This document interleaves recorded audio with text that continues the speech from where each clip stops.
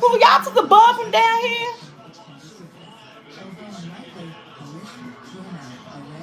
I know Doc. Deron. Fufu.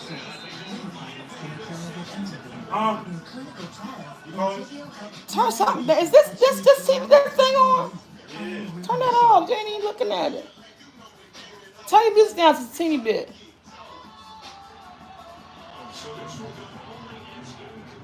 Thank you. I said, if y'all got no other bulb down this basement,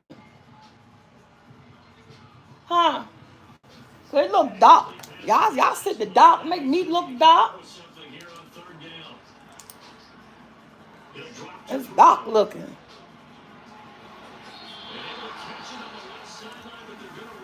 What's up, Lucy? What's up, y'all? I know I'm late. What's up, T-Tap?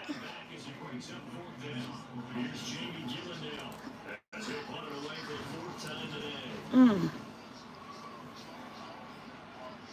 What's up, family? Good morning. It's good afternoon, y'all.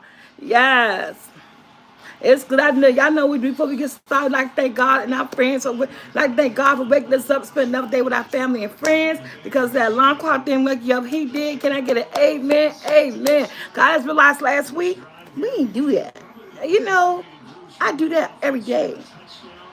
I want to thank God for waking me up. I'm saying, basically, I look so dark because there's no light down here. What's up, Soul Scar? What's up, Superstar? What's up, Rita?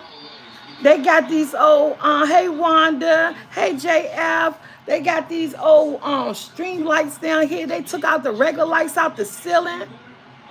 Oh, Lucy, I'm gonna tell you. Hey, Miss Brown.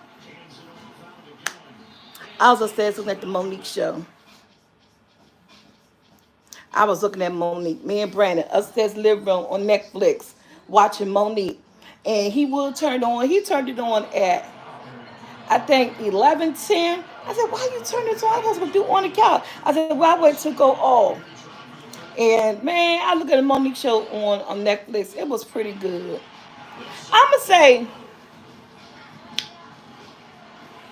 it made me laugh. What's up, Tom TV? It made me laugh.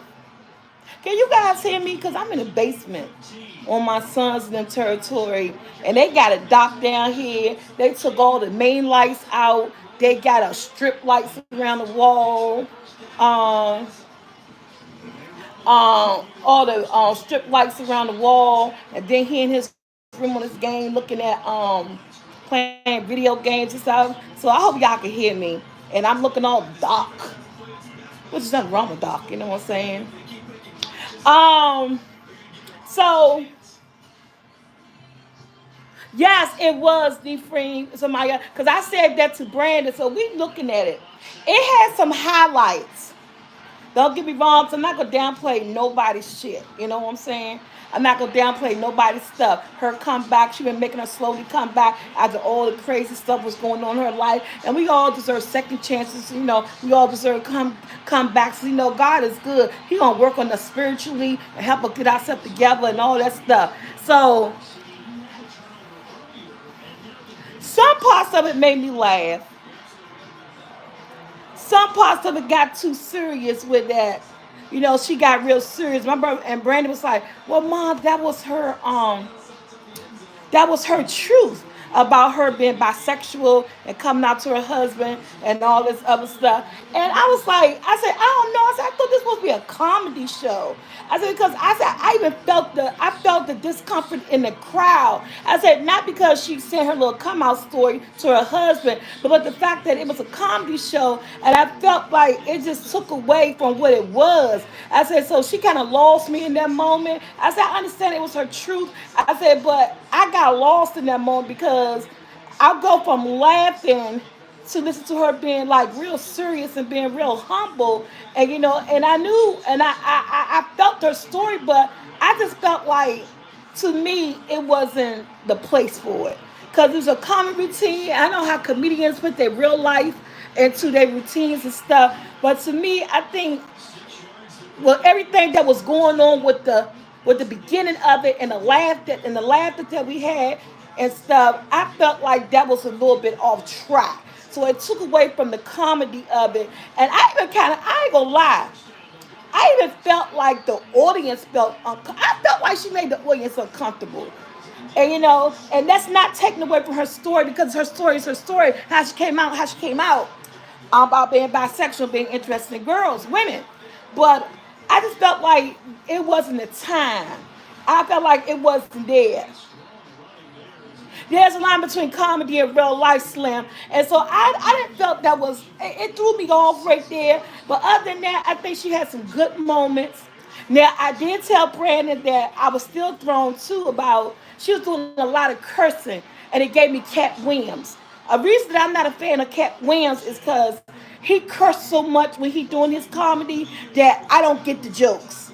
So it's like his stuff goes over top. A majority of his comedy routines for me, it goes over my head when it comes to Cat Williams. That's why I don't look at stand up comedy of Cat Williams. That's why I don't think I'll ever go to Cat Williams performance, because the cussing kind of like it throws me. Now I'm not saying that I don't curse. I mean, I curse. Shoot, y'all heard me curse. I curse when I get upset. I curse when I get passionate about stuff, and I sometimes want to get a point across. But it was just like in the routine. I think it's who they are. And that's why I said, oh my God, so she giving me Cat Williams. That's why I'm not a fan of Cat Williams, because I can't get in his comedy because the fantasies is so over the top that the joke just be it be past me. So I felt that, well, I say look at Monique. I say yeah, because we all want to support our sister. I'm glad that she's given this chance to get her get back, and and I'm glad that that she made sure she stayed relevant in these streets, whether it was talking about her situation or talking about bonnets or talking about fat girls or talking about anything. You did not forget who Monique was at the time that she wasn't on screen, or when she wasn't doing this or doing that. She stayed relevant because she kept controversy going on, so that she can stay relevant. And I'm not mad at her for that, because she did not want to be forgotten. You know what I'm saying? She had to stay mainstream so that she could get this opportunity. So that's why my cousin's like, oh, you see the Monique comedy thing? I said, I saw it, but I didn't think I really wanted to watch it. But I said, I'm gonna watch. I'm just gonna get around to it. My cousin's like, no, girl, you gotta watch it. That thing was this and that thing was that, and it was all that and everything. You gotta watch it. And so, Brand, we looked at this morning. That's why I was like, yes, Monique on Netflix came out last Tuesday. Came out this Tuesday, I think. It was actually this Tuesday. This Tuesday past it dropped on Netflix. And so, like I said, if we're gonna rate it a 1 out of 5, I'm gonna give it 3 stars. I'm not gonna give it a half. Though I think it's a flat 3 stars, because it was funny.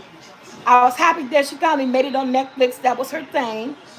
I thought it's a little bit too much cussing. I thought the real life portion was just awkward, and it made people feel awkward because I saw it. Yeah, that's why I said I'm just so glad she got a chance. What's up, Bill? So that's why I said I was going to watch it. I was going to promote it. I was going to support, because it's her.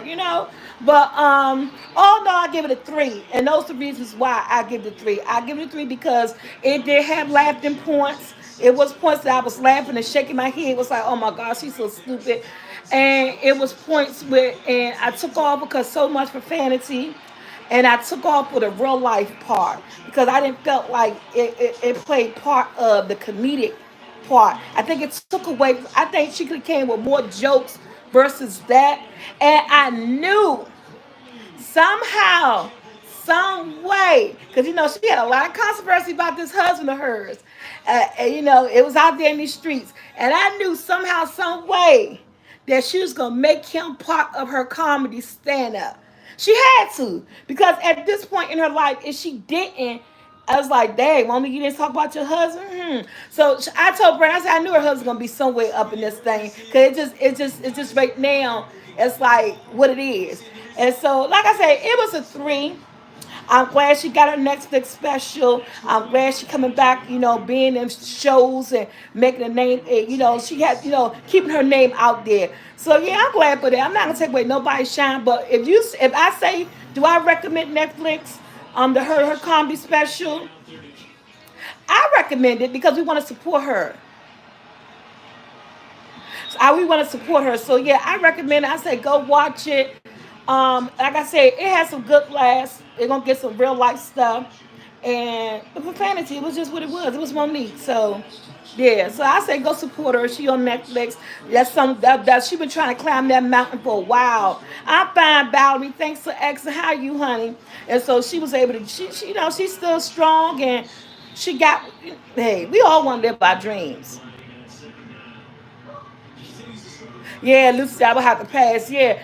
I was like, and we all want to live our dreams. We all got to, yeah, that baby. And I told that to Brandon. I said, Brandon, I said, I hope she don't kill her. Cause when she first came on, she started saying, baby. I said, oh God, here we go. And Brandon said, what, Mom? I said, you know I don't like that. I said, I stopped. Y'all remember back in the day, she had a talk show, and this is my personal opinion because I got scrutinized for a personal opinion I said last week, and people was saying stuff about that, and that's not here. So, in my personal opinion, I couldn't watch her talk show. She would have a talk show come on, and she said the word baby so much in this talk show every night that it freaking irritated me to my soul, to my core. That if I would hear the word baby that year when her talk show was on, I should be like, I can't do it. I said, Monique, to tore that word up. I can't stand this show. I can't do it. I can't do it. So I stopped looking at her talk show because of the word baby. And so I said, and she stopped. So when it came on, she was doing that baby thing. I said, let me give her a chance. She ain't doing too much. And she ain't doing too much. So I was like, okay.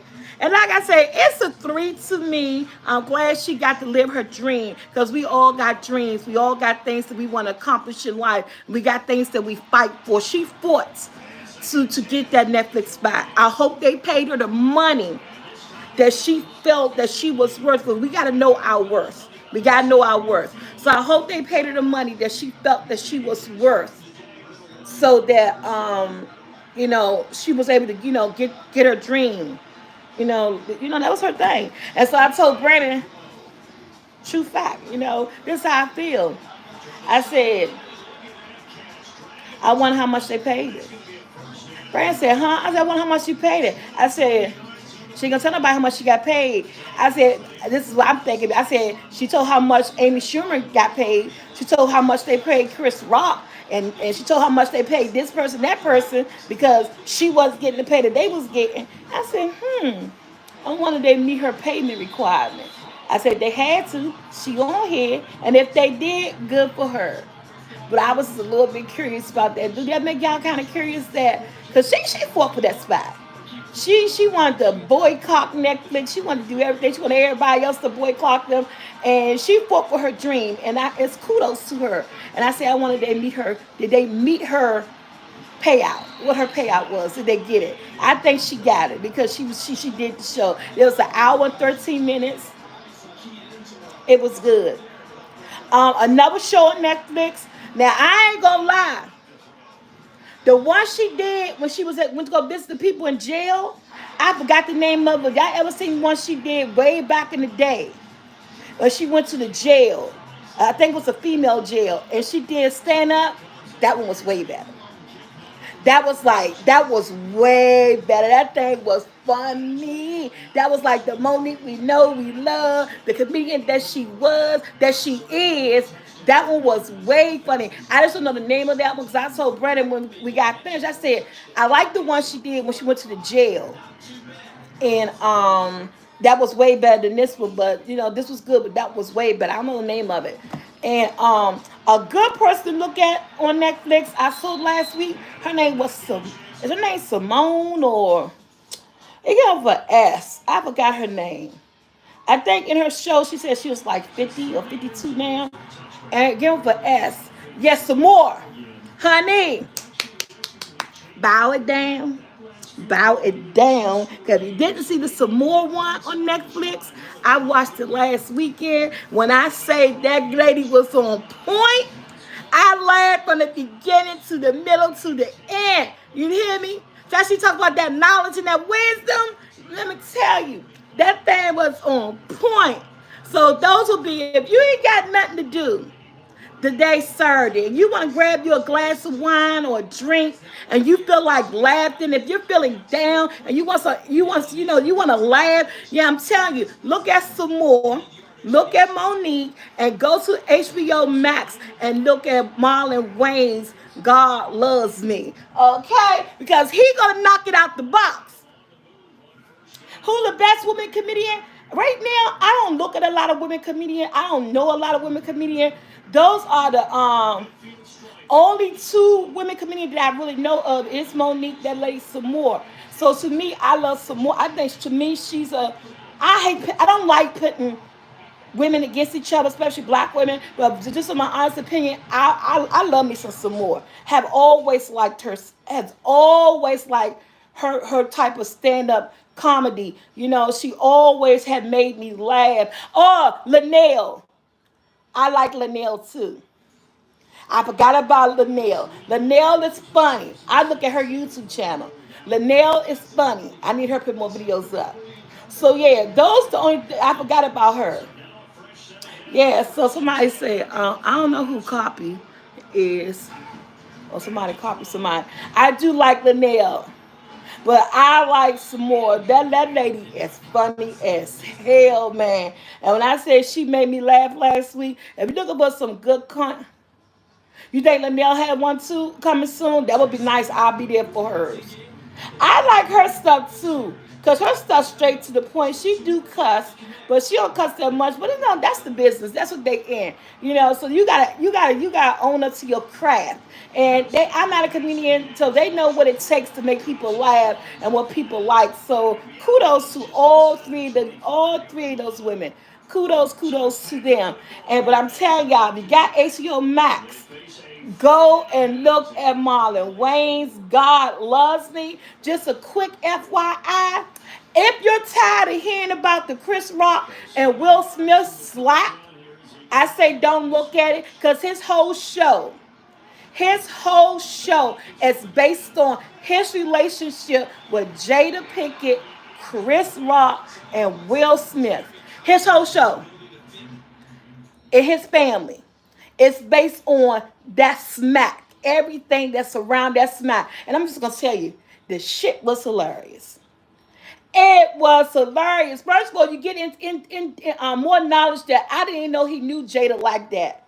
I didn't know they were friends like that. You know what I'm saying? So yeah, his was better. His was better than everybody's. And it was so profoundly good. I mean, I died laughing looking at him. So if you got HBO Max, hey, I say go look at Marlon Wayne. God Loves Me, because God loves him because this man is funny. He is funny, and I give kudos to him too. So what's up, y'all? What's up? What's up? What's up? What's up? So, my personal opinion, let's talk about what my personal opinion was last week when we was talking about dating. And I said I wouldn't date a 70-year-old. When I said I wouldn't date a 70-year-old man, it wasn't because I was thinking that, and I didn't know I had to go in detail because a couple people came for my opinion. And this is my personal opinion, so this would be a relationship that I would be in.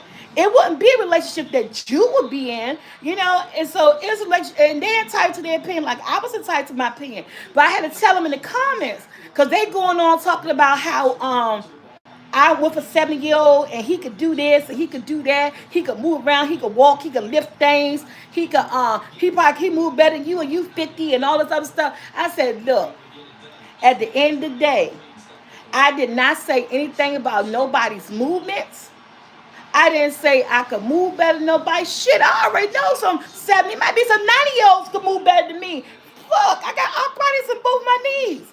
So it wasn't never about nobody's movements. It wasn't about whether or not they were self-sufficient, or it was never about whether or not they still working and they could do this and do that. Shit, kudos to them. I hope when I get 70, I still be able to do stuff. I say it wasn't about that. It was my preference on dating. I am not interested in an older person. That's what I said. That's what I mean. I wasn't talking about whether or not they could move and work and do this and do that. I'm glad that they can. Some of us don't even live to be 70. It wasn't about their movement and their capabilities and whether or not they could move better than me. It wasn't about that. And I wasn't trying to offend anybody. If I grew old with a person and we both was in our 70s, shit, I'll accept my man. Both of us in our 70s. But I'm looking for somebody. And I said my preference was not to have a 70-year-old. I wasn't interested in a 70-year-old. And that's my personal preference. It's like some people don't like light-skinned people. Some people don't like dark-skinned people. Some people don't like white people. Some people don't like fat people. Some people don't like skinny people. I don't like older men. Some people don't like older women. Some people don't like older men. My thing was, I was saying that I'm not into older men. I don't like older men.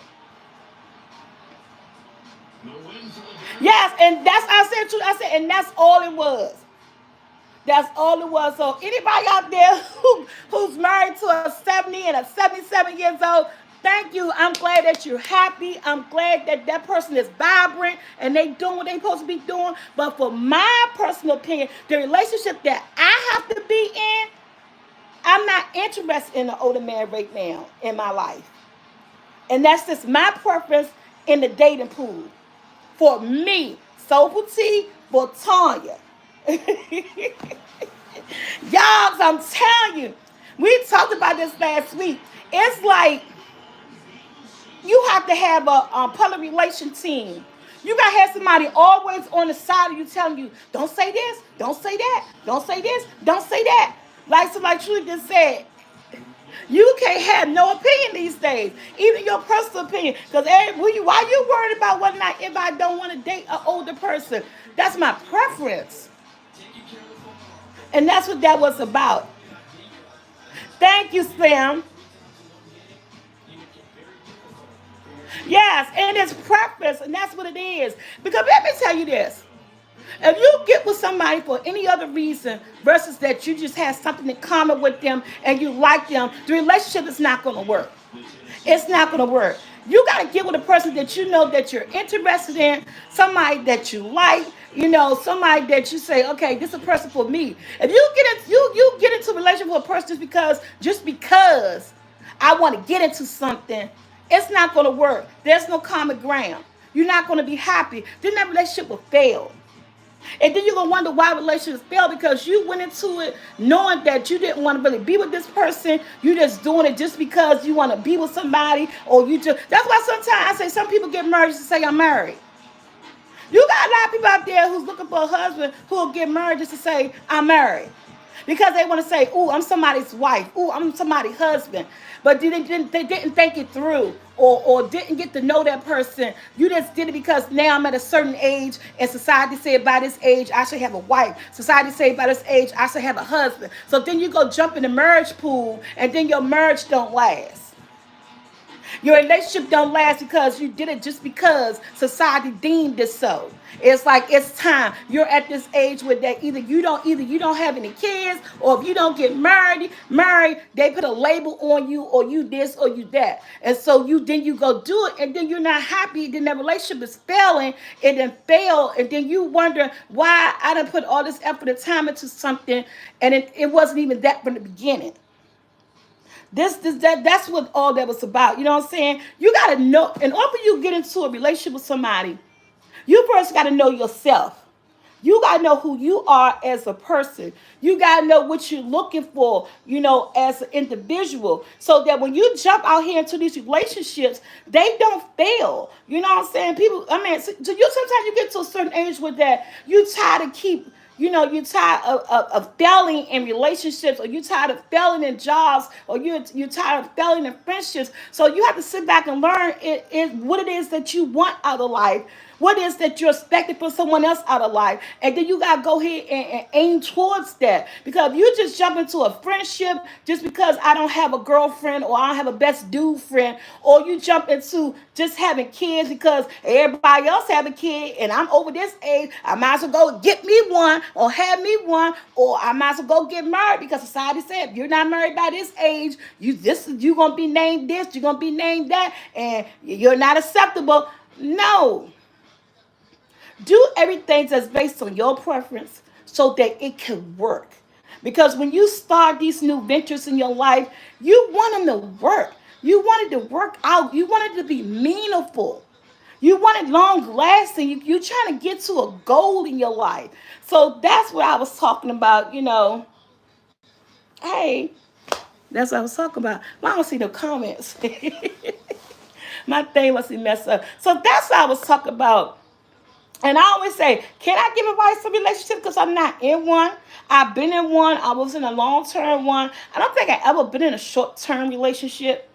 I never had like a relationship that only lasts like 3 months, 2 months. All my relationships ever always been long-term relationships that I was ever in. The longest was 20 something years off and on. He's gone, may he rest in peace. And I had some that was like 5 years in between. I mean, I always been in long-term relationships. So, but they didn't work out for all the reasons that I'm saying now.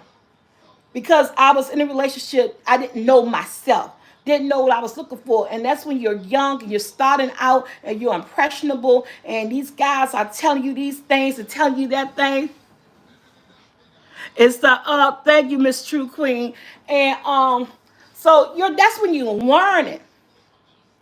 That's when you're learning what a relationship is and you're learning who you are as a person. And when you get a relationship, you grow with that person in that relationship. Even when you first start off in a relationship, it's still growth there. Because you're learning to know each other. You learn to know each other quirks and what they like and they dislikes. And you want that thing to work. You know what I'm saying? It's also about communications, and because I'm telling you, it's nothing wrong with a failed relationship.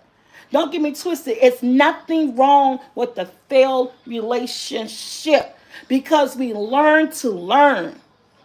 But you got to be able to take something from that so that you can have some perspective on the next relationship because you're going to learn from that old one. You're going to learn what it was that made that relationship not go well.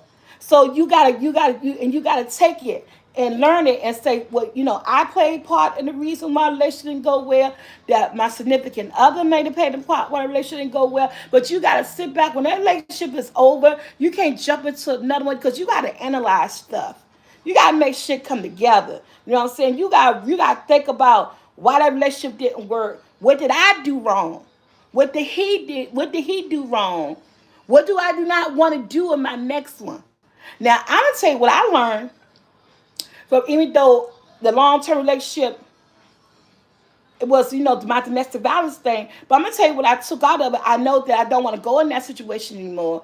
I know that I know my worth. I know what I'm looking for. What's up, Tanya Flowers? But I'm gonna tell you one thing I took out of this shit. Don't tell everybody your business. The biggest thing, hey Opal Lewis, that we could say in a relationship, stop talking. Stop talking. Especially stop talking if you're going to turn around 24 hours or what's up, Stacy, or a week later and get back with that person. Stop talking. Right now, if you're in a relationship and everybody know your business in your relationship, that's because you told it. And then when they come back to you and they tell you something and then you get upset, that because you told it. They only repeating to you what you told them because they want you to hear what you said. Because you spitting out stuff and you telling them stuff and you upset and you crying.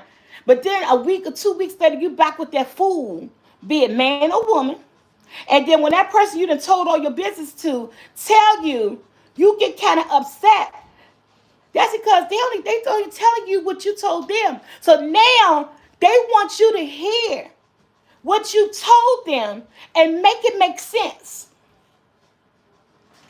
So that's why I say now that that's what I learned out of all my relationships. May my mother rest in peace. I love her dearly. But I used to tell my mother everything that went on in my relationship. Then I turn around, get back with that person. And then when they come and tell you, you get upset. But they just tell you because they want you to hear what you sounded like at the time when you was telling them. And sister, this makes sense. Bro, do this make sense? Stop telling people your shit. If you don't want to come back to you, stop telling people your stuff. Stop telling people what go on in your bedroom. Stop telling people what go on in your household. Stop telling your children what's going on unless your relationship's so toxic and your kids can hear it. That means it's time to break camp. But yeah, stop putting people in your business. Because when you put people in your business that go on in your household, then it make it chaotic. Because then your mother, your brother, your sister, your cousin, your auntie, your grandmother, your best friend, your best bro, gonna then think they have the right to speak on it. Because you put them in it. Fix your stuff in your house. I mean, it's okay if you got a girlfriend, if you got one person that you could vent to, but make sure when you vent to that girlfriend or that bro, when they come back and want you to make sure that it's good, make sure you don't get mad. That's the only thing. I need some water. That's the only thing I ever regretted. And I don't have no water, y'all. I ordered some groceries. Ain't gonna be here till 4 or 5 o'clock. I need some water. And I don't drink sink water. I will literally go thirsty until my water come. And my sons keep telling me that, you won't drink, Mom, there's plenty of water. I don't drink water out the sink. I don't drink nobody's sink water. Especially here in the DMV, y'all know our water be stinking and all kinds of stuff. So I will go thirsty until my water come. So I am so parched. So if I cough, that because I got a dry throat, and I haven't had no water since about 9 o'clock, 9:30 this morning, and I'm waiting on my water to come. They're gonna be here between 4 and 5.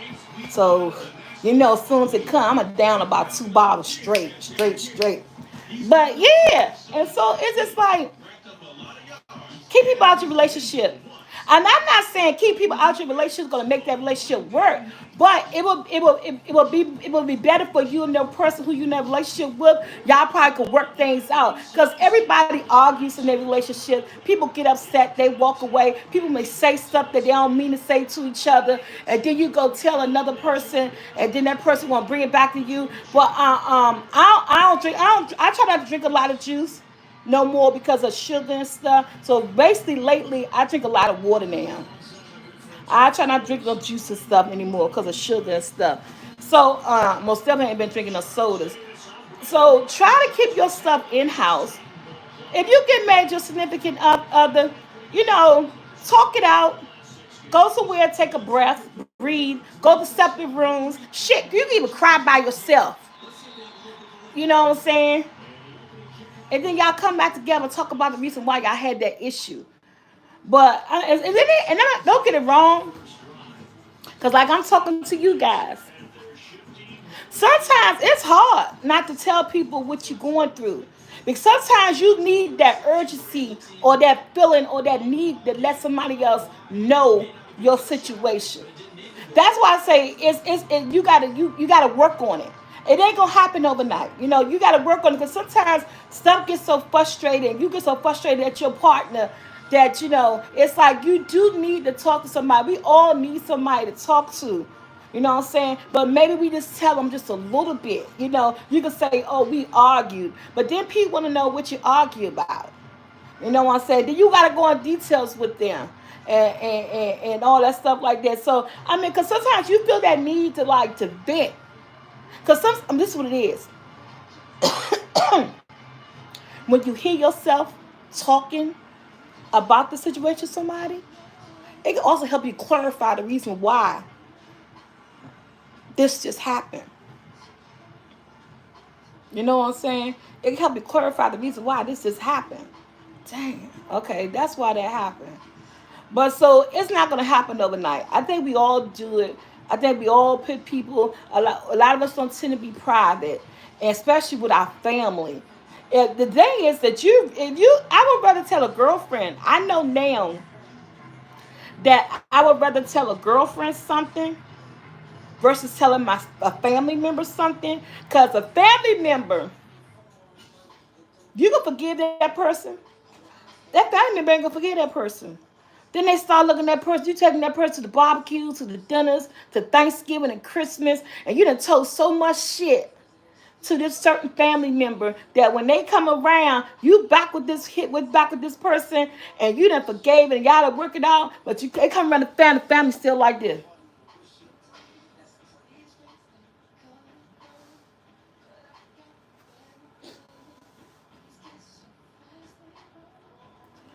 That's how your family still look. And you love the best thing. You basically they plate, taking it to them, saying my boo, my baby, and everything. And your family member still like this. She over there with that nigga. See you. I see you. That's what your family doing. Cause that's what my family was doing. So I'm just telling you.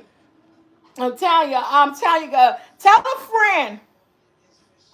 It's how your friend look at that person like that. Cause 9 times 10, your friend ain't gonna be at every given event, every given thing, every whatever. Your friend ain't gonna be at everything. But if you tell them families, and them families gonna be at everything, and you back happy, it take a family member a long time to forgive that person you with. I'm just stating some true facts that I've been there, done it. It take them longer. And I'm telling you, it takes them a while long. They will deal with it because they love you. They will bite their tongue because they love you. But them looks and them stirs. And if you got an Uncle Bob or Uncle Paul or Uncle Joe the way I had, and their situation was 2 months ago, but they just seeing that Bama, you going home having another argument. Because Uncle Joe at the barbecue, he done said, yeah, I heard what you did to my niece last week. It was 2 months ago. You lucky I ain't know about it. But yeah, I do. Now what? You said what? Man. So now you got a whole argument because Uncle Joe know what happened. He ain't never seen the pimp. Or your Aunt Sue ain't seen her. Y'all in 2 months made up. God damn. Here come the uncle and the aunt. Man, I'm telling you, it will go like you back home arguing about some stuff that y'all done closed off. But see your family member just seeing them. Happy Easter, Miss Gentle.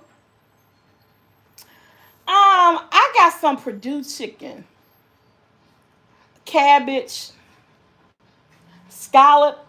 Look, I ain't doing the macaroni and cheese. Scallop potato. That's something simple. I'm taking two roasted chicken. I'm gonna stuff them. Some scallop, potato au gratin, cabbage. I don't know, probably some rolls. I ain't doing nothing big.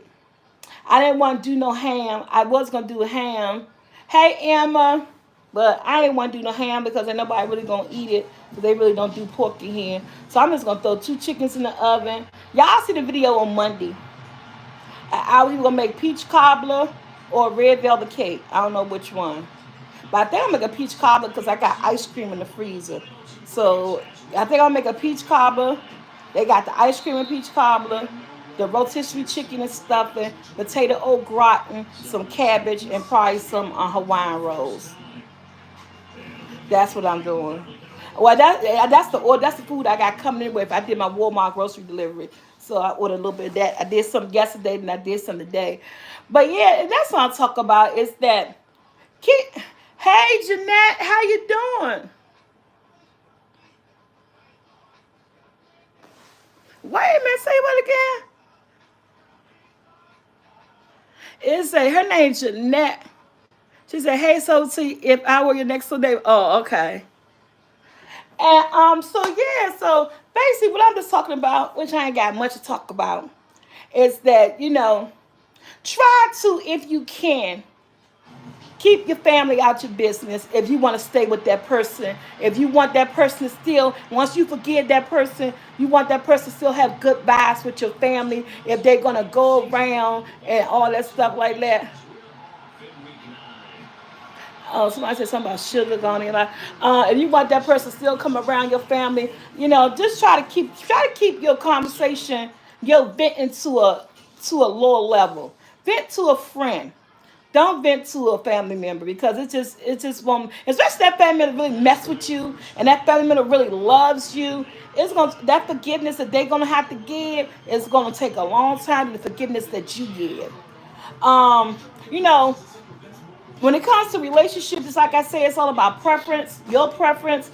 Don't do it because society say it's time or you at a certain age to do it. You should be married. You should be with somebody. You should have children. Don't be forced into all these so-called quote, quote, quote society situations where that society say it's time because you're at a certain age. You know what I'm saying? Love who you gonna love. You know what I'm saying? Get to know yourself. Love yourself. Learn what you learned in that last relationship that didn't work, and decide what it is that you want to bring into this new relationship, or decide what it is that you're looking for. Learn to love you before you can even love somebody else. That's the most important thing. You have to love self. You got to respect yourself. You got to know your self-worth. Sometimes for a lot of us, like for me, it takes a lot of stuff to endure or a lot of lessons to be learned before you realize that you worth more than what you know. So that's for sure. That and with that being said, guy, I got a whole new motivational channel. It's all about motivating yourself, self love, giving faith, and stuff like that. It's called "You Are Not Alone." And if you guys go over there real quick and subscribe, you may could find it because I got like 112 subscribers. I got 2 videos up now and 2 shorts. I put up 1 video a week on that channel, and it's just for a spot. If you just need a little bit of encouragement, a little bit of motivation, if you're feeling down, you just need to hear something real quick to pop you back into existing. Go to my channel. You are not alone because you're not. And that's why I named it that, because you're not alone. We all go through so much. Oh, you did? How did it taste cooking with DD? That thing good. I got that from old school, soul school cooking. That pineapple cake recipe. Because now maybe you are not alone. Because I'm gonna tell you, we get so in our head about situations and life situations that we get so in our head that we forget that we're only human. We forget that other people can relate to you because someone either going through the same thing you want to, or either they've been through it, or they know someone that's been through it, or someone that's in that same similar situation. Yeah, Lee, that's a green screen. Cause I'm in the basement. My son's gonna be doing stuff. He playing football games on TVs and all that stuff. And that's why I call you are not alone. Just to remind you that you're not alone. Some of us have parenting issues. We forget to communicate with our kids. I got a good one on there, just to let a parent. And the one that I got on there now is about being a parent. And I'm not trying to tell you how to be a parent, but as I have done this in the past, is that we have to listen to our kids. We got to remember that our kids are people too. And we got to let them know that we're here for them, we support them, and we encourage them. So if you want to go over on the channel, listen to that. My little things is no more than 3 minutes long. It's quick. You can listen to it and stuff like that. But yeah, so we forget that you're not the only person going through these things in life. So that's why I came up with this automation channel. I learned about it. I found out what it was. I decided what I wanted mine to be about, and I'm just giving it a trial run, like 150 days, to see can I get the subscribers? Can I get people interested in it? And so once a week, a video. Right now it's 2 videos up. So I've only been up for 2 weeks. Channel only been up for 2 weeks. So there's a new video coming up this week. I think by Monday or Tuesday, a new video will be up. And this is basically just, if you just feel like you out of it, and you feel like you're not that you going through something and can't nobody else be in the same headspace that you in, when you go to my channel, listen to those quick automations, you'll know that you're not alone. And it's just a quick pick me up to let you know that you can get through it. As human beings, we're tested. God tests us every day. He tests us every day. If he found fit to wake you up this morning, he woke you up for a reason. You may go through that day without being tested. You never know. But a lot of people don't go through the day without being tested. And as human beings, that's stuff that we go through just to show faith. To show God that no matter what he put us through, that we got faith. I got a lot going on. But guess what? I put it in the hands of God. I pray about it. I try not to let it bring me down. I try not to let it stress me out. But it does, because we're human and we forget that we got somebody else that's looking over top of us. We got somebody else that believe in us. So we forget. So that's why I call the page "You Are Not Alone." I want you to know that someone else is on this life journey. We all are on a life journey. And we might be different colors, different races, but our situations will always be similar. You know what I'm saying? That's why I said cooking with DD. So that's why I did that. Guys, go sign up to go hit that subscribe button. Try to get to 1,000 subscribers on this thing. Yeah, and it is what it is. So that's why. What's up, Karen? What's up, boo? How you doing, y'all? If you got Peacock TV, so I'm going back to TV. If anybody heard that show, that movie, A Knock at the Cabin? What's the name of that wrestler? John Cena? For what? On that movie called Knock at the Cabin we looked at. But what's his name? Batista? Batista, yeah. Batista. He's a wrestler. Hey, Lois. If y'all know who Batista is, he's a wrestler. He got this movie out. It's in theaters now, but if you got Peacock, you can look at it. It's called Knock at the Cabin. Open your eyes. Open your eyes. The movie is slow, but this movie is so freaking good. It makes you think. It's giving you life awareness. Think you like, damn. It's about the four horsemen of the apocalypse. Man, I'm telling you, this movie was so good, y'all. All of us were sitting around the living room looking at it. It stopped two of my sons in their tracks. Because me and Jackson and Brandon was looking at it. It was just me and Jackson looking at it that night. And Joshua walked past. It's like, what's this? And he heard us, so what's going on? He just stopped there. Yes, I looked at the reading. Yes, I did. He just stopped there. Then Fufu came up from out the basement. He said, what y'all looking at?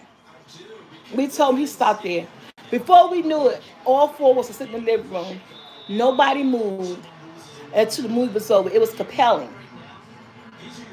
It was like, that could be some real stuff.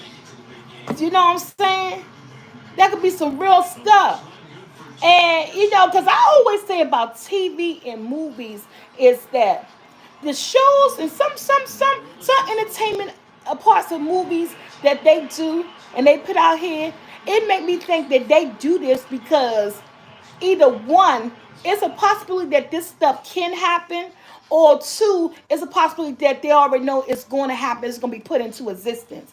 Because I'm saying the movies do not be far off when it comes to a lot of real life situations. Now I'd be like, didn't they make a movie about this? And then, like this whole pandemic stuff and outbreak, and I'm telling you, didn't they make a movie about this? Or they make I'm telling you, movies be throwing some Easter eggs. Ha! It's Easter. It's Easter, y'all, and y'all know if you're a movie person, you know what they call in movies. They call Easter eggs. What's up, low life? They call Easter eggs, and when they throw subliminal messagings out, either about other movies or stuff that's really occurring in real life, it's called Knock at the Door. It's called no Knock at the Cabin or Knock at the Door. It's on Peacock. It's with the wrestler Batista. Look it up. It is really, really, really good. It was a good watch, and I was like, wow. And it was about saving the world. and stuff like that. So that was a good watch. And what else I looked at that was good lately? Besides all my comedian shows, besides a knock at the door, um, heck, I wish I had a drink right there. My stuff got hurt and come. I am so thirsty. Um, oh, shout out guys to my girl Juliet. Y'all, this is my girl birthday weekend. Y'all know one of my good friends, good close friends, my sister from another mother, Juliet. Y'all know who I be hanging. I was over her house last weekend. Y'all know that. Um, this is her birthday weekend. Her birthday, April the 10th. She is a twin, her and her sister, so they enjoying themselves. This is her birthday, her I said birthday, birthday weekend. So shout out to Juliet and her family and her and her sister. They twins.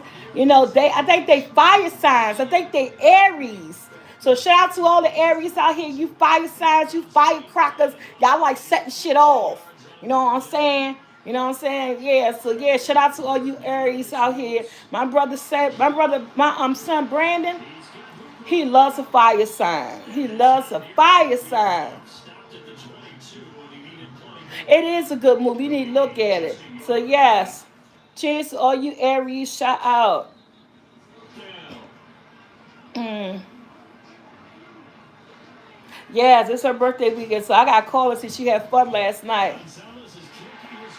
Oh, Miss, we just got finished talking about the Monique special. I gave it a 3 stars. Go look, go support. I gave it 3 stars.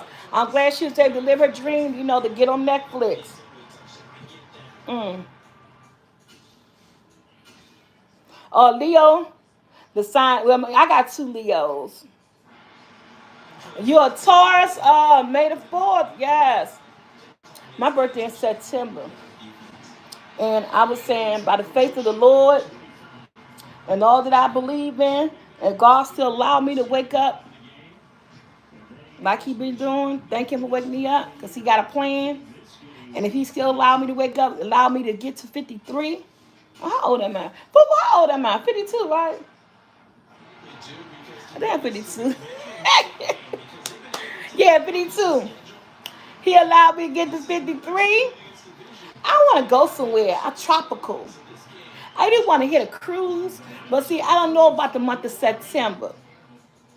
Just because I know, you got when you month of September, you gotta like look at weather reports. Cause I think certain places be having like tornadoes and hurricanes and stuff like that. I know I don't want to be on no boat in the middle of the ocean with no daggone hurricane. I know I don't want to go to no somebody say y'all would see. I'm about to be 53. I know I don't want to be on no tropical island and all that stuff like that. I want to go somewhere, but I gotta be mindful of the weather on what it is. Cause I've never been anywhere. I never been to the Bahamas. I never been to Jamaica. I never been to the Virgin Islands. I never been to Vegas. I've been 2 places my whole life. 3 places my whole life. North Carolina, South Carolina, 4 places. North Carolina. I lived in South Carolina. I've been to Florida once and I stayed for 7 days. And then I've been to Atlanta twice. And one time I went to Atlanta for 24 hours. Then one time I went to Atlanta for a week. And so I've been to Atlanta twice, Florida once for 7 days, lived in South Carolina, and been back and forth to North Carolina so many times. But other than that, I never really been anywhere. I want to go somewhere like an island or something. Oh, you said I don't got no money right now to watch. You gotta wait. Okay, cause Peacock, it's on Peacock. That ain't Peacock's $9.99 a month. No, I haven't been nowhere. I haven't been nowhere, and I had opportunities, but it just don't never work out. But yeah, that's why I say so. For my 53rd birthday, I don't want to host no dinner. I don't want to host no event. I want to literally, and now since I've been on the airplane, I'm not as scared to get on the plane. That's one, two of my main reasons why I really been away. I've always been frightened of an airplane. But 2 years ago, I finally got on the airplane to go to Atlanta. So I'm not afraid to get on the airplane. It was the best ride ever. I wasn't scared and I loved it. I recorded it. So now that I'm not afraid to get on the airplane, I want to do something. That's always I think being afraid of the airplane really held me back from going to a lot of places. So now that I'm not afraid, when my birthday comes, I want to start planning my birthday like in July to figure out either I want to go to Vegas. But why do I really want to go to Vegas? And that's the other thing. We doing things because society put in your head. For real, ain't nothing in Vegas for me. I want to go to Vegas just because it's subliminal messaging. Because people around me or people saying, "Oh, you got to get to Vegas. You got to go to Vegas." But one, I'm not a hardcore drinker. For two, I don't gamble, and I never been to the show. I know there's shows there, so I'm trying to figure out what do I really want to go to Vegas for? What, to see sparkling lights and to say I've been there? I don't know. I don't like the heat. That's my dream, Kern. Now that's my dream. I want to go to Hawaii. That is my dream. Yeah, Lord said Vegas definitely is overrated. Yeah. So for real, I ain't really tripping on Vegas on my 53rd birthday. I want to go somewhere tropical. Like I said, either a cruise, long as it's not hurricane season. I've never been on a boat. And the cruise looked like it would just be so much fun because it stopped at all those different ports and stuff. But yeah, Hawaii is most definitely on my bucket list. So yeah, and then too, I even want to go to California one day.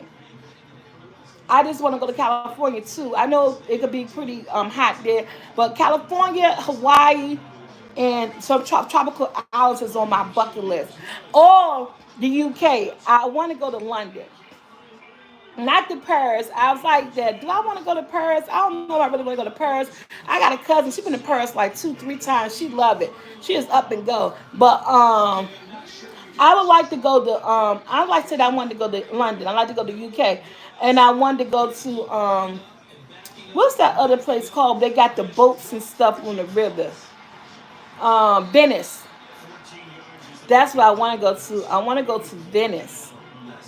I would love to go to Hawaii, to Venice, on a cruise and a tropical island before I leave this earth. Those are my four traveling things. Oh, and I want to go see the lights, the Oreo. What's the name of those lights they call? I want to go see those lights. I always wanted to see those lights. So that's either I gotta go to Greenland or Finland, Norway or Alaska. One of those places to see those lights. My son want to go to Japan. Somebody said Tokyo is amazing. So I gotta add one of those places in there because I want to see those lights at night. I see them on TV, but I really, really would love to see those in person. A girlfriend of mine went to Greenland, and she said it was just so beautiful to see those lights in person. And she said she got into the little steam water stuff and everything like that. So yeah, and I know those lights can be seen, I believe, in 7 places, and I think I named four. It's like Norway, Greenland, Finland, Alaska, and some other place. Yes, the Oreo, Borealis, whatever you talking about. Truly, that's what them lights I want to see, and I know those are a couple of places that they could be seen at. What's up, Jackie? How you doing? The Northern Lights. Yes. My son still got a hat down here. I'm going through hat flashes. I don't know what's going on. But those are that's my bucket list. Those are my 5 places, my bucket list trips before I leave this earth that I want to go to. That I'm aiming for up to my birthday. I think that'll be beautiful. Yeah, y'all. So we had a ball. I bet you I think I wasn't gonna do on the couch. I got man. I got hooked up. And I say, ooh, I know my soul squad going on me because last week I said this was a welcome back and just for everybody thank you cooking with DD. Just because everybody was I say this is a welcome back and we coming back. Y'all in my pajamas. I did not feel like putting no clothes on. I ain't feel like putting no I ain't feel like putting no wig on. I said I just up and look at this damn Monique show and and everything. I was like, oh, let me go get my butt on this couch because this thing was good. I said, whatever time it go off, I'm gonna go get on the couch. Yeah, and then no low life. I ain't say I was going nowhere right yet. I gotta give me something to drink. Somebody gonna give me. Let me see. What the Michael got? You know what? I didn't actually see if Michael got any water. Michael might got some water in his room. I don't know. 3 o'clock, 4 o'clock. Better hurry up. But yeah, so that's all. Thank you, Miss Prentice Life. I did. Yeah, thank you. And I'm gonna come back and do what I gotta do. I gotta make this. Child, these people to hit me up. I gotta make this video for Team You, or To Me, or Team You. I got these. I got a sponsorship. I gotta make this video, so y'all might get a clothing video Monday. I don't have no vodka. I don't have no vodka right now. I know if I was over my friend's house, I could have a drink in my hand. Cause my girl is a mixologist. I love it. Yeah. So we got a lot of new things. My son listen to the daggone football game. So yeah, y'all. So I gotta do the sponsorship. He say you ain't done a sponsor. I gotta do the sponsorship. Nope, no plans for Easter Sunday, Hannah. I no life. No plans for Easter Sunday. I'm just gonna cook. I'm cooking early. I'm gonna try to be finished cooking by 1 o'clock. I'm cooking early because lately we've been having some 80-degree weather here in DC.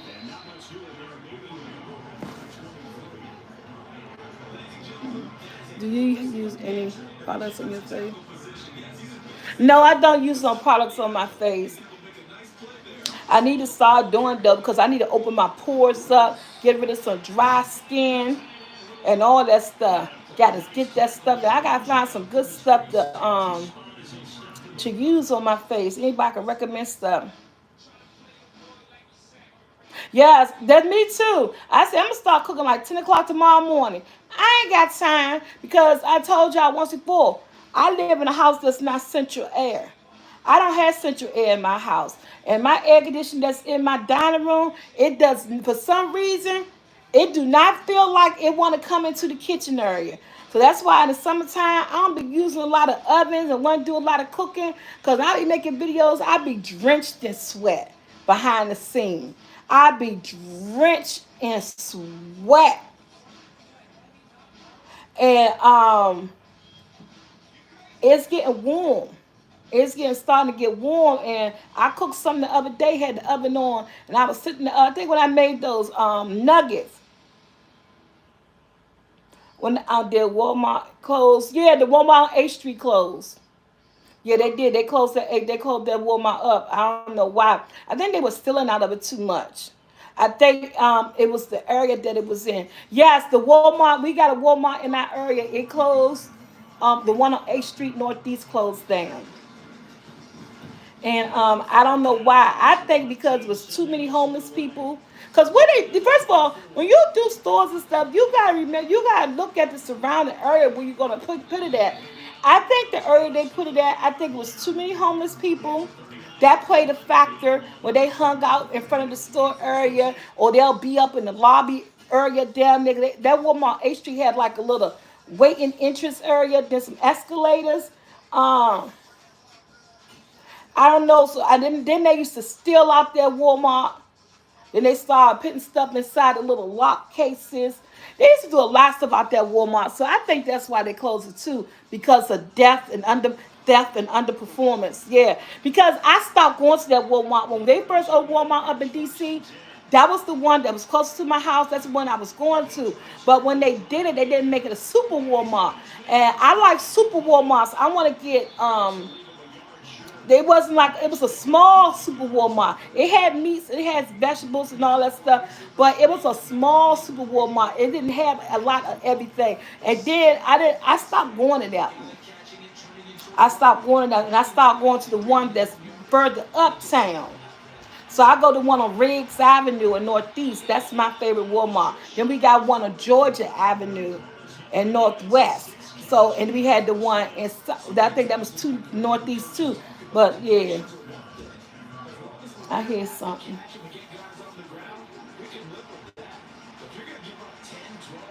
How to clean? Lily want to know. Lee want to know. Anybody know how to clean car floors? You talking about like cleaning, getting rid of stains, or you talking about like vacuum?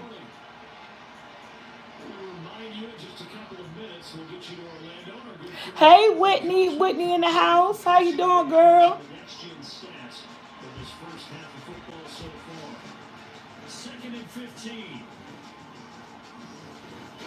I'm trying to think what else good to look at on TV. What else? Cause they Saturday, and I was trying to figure out what. Oh, vomit stains. Ooh, I don't know. Was it on the mat? You might take that mat. Oh, you might gotta get that clean. Um, Maryland. Another reason I say Virginia because Virginia is the Commonwealth. That's the reason I ain't say Virginia. I really don't like Virginia laws too much when it comes to the police. And I got a whole bunch of sons. And Virginia laws is just they the Commonwealth. I don't know. If I could live in Virginia without it, if it wasn't a Commonwealth law, because they different. That means they govern by their own set of laws. I think that's what it means. I'm not no law person. I think this is what I may know or may not know. I ain't the smartest person in the world. So I think that's the reason why. Yeah, but more liberal. Yeah. And they govern by their own set of laws, they commonwealth. So some say laws don't stick to like it's like why? So I don't know, but it is much cleaner and it is beautiful. I think if they was in commonwealth and governed by their own set of laws or something, I probably would because I like Virginia. But now don't get it twisted. Somebody give me a house say, but it's in Virginia and it's free. I'm taking it. Because remember, it's free. It's for me. FREEE. I'll turn down not free. I'll turn down nothing free. Now, someone wants to give me something, say, hey, but you got to be in Virginia. I would do it. But right now, I prefer. So I was like, hey, Susie Q in the house. Yes, but I will most definitely do it.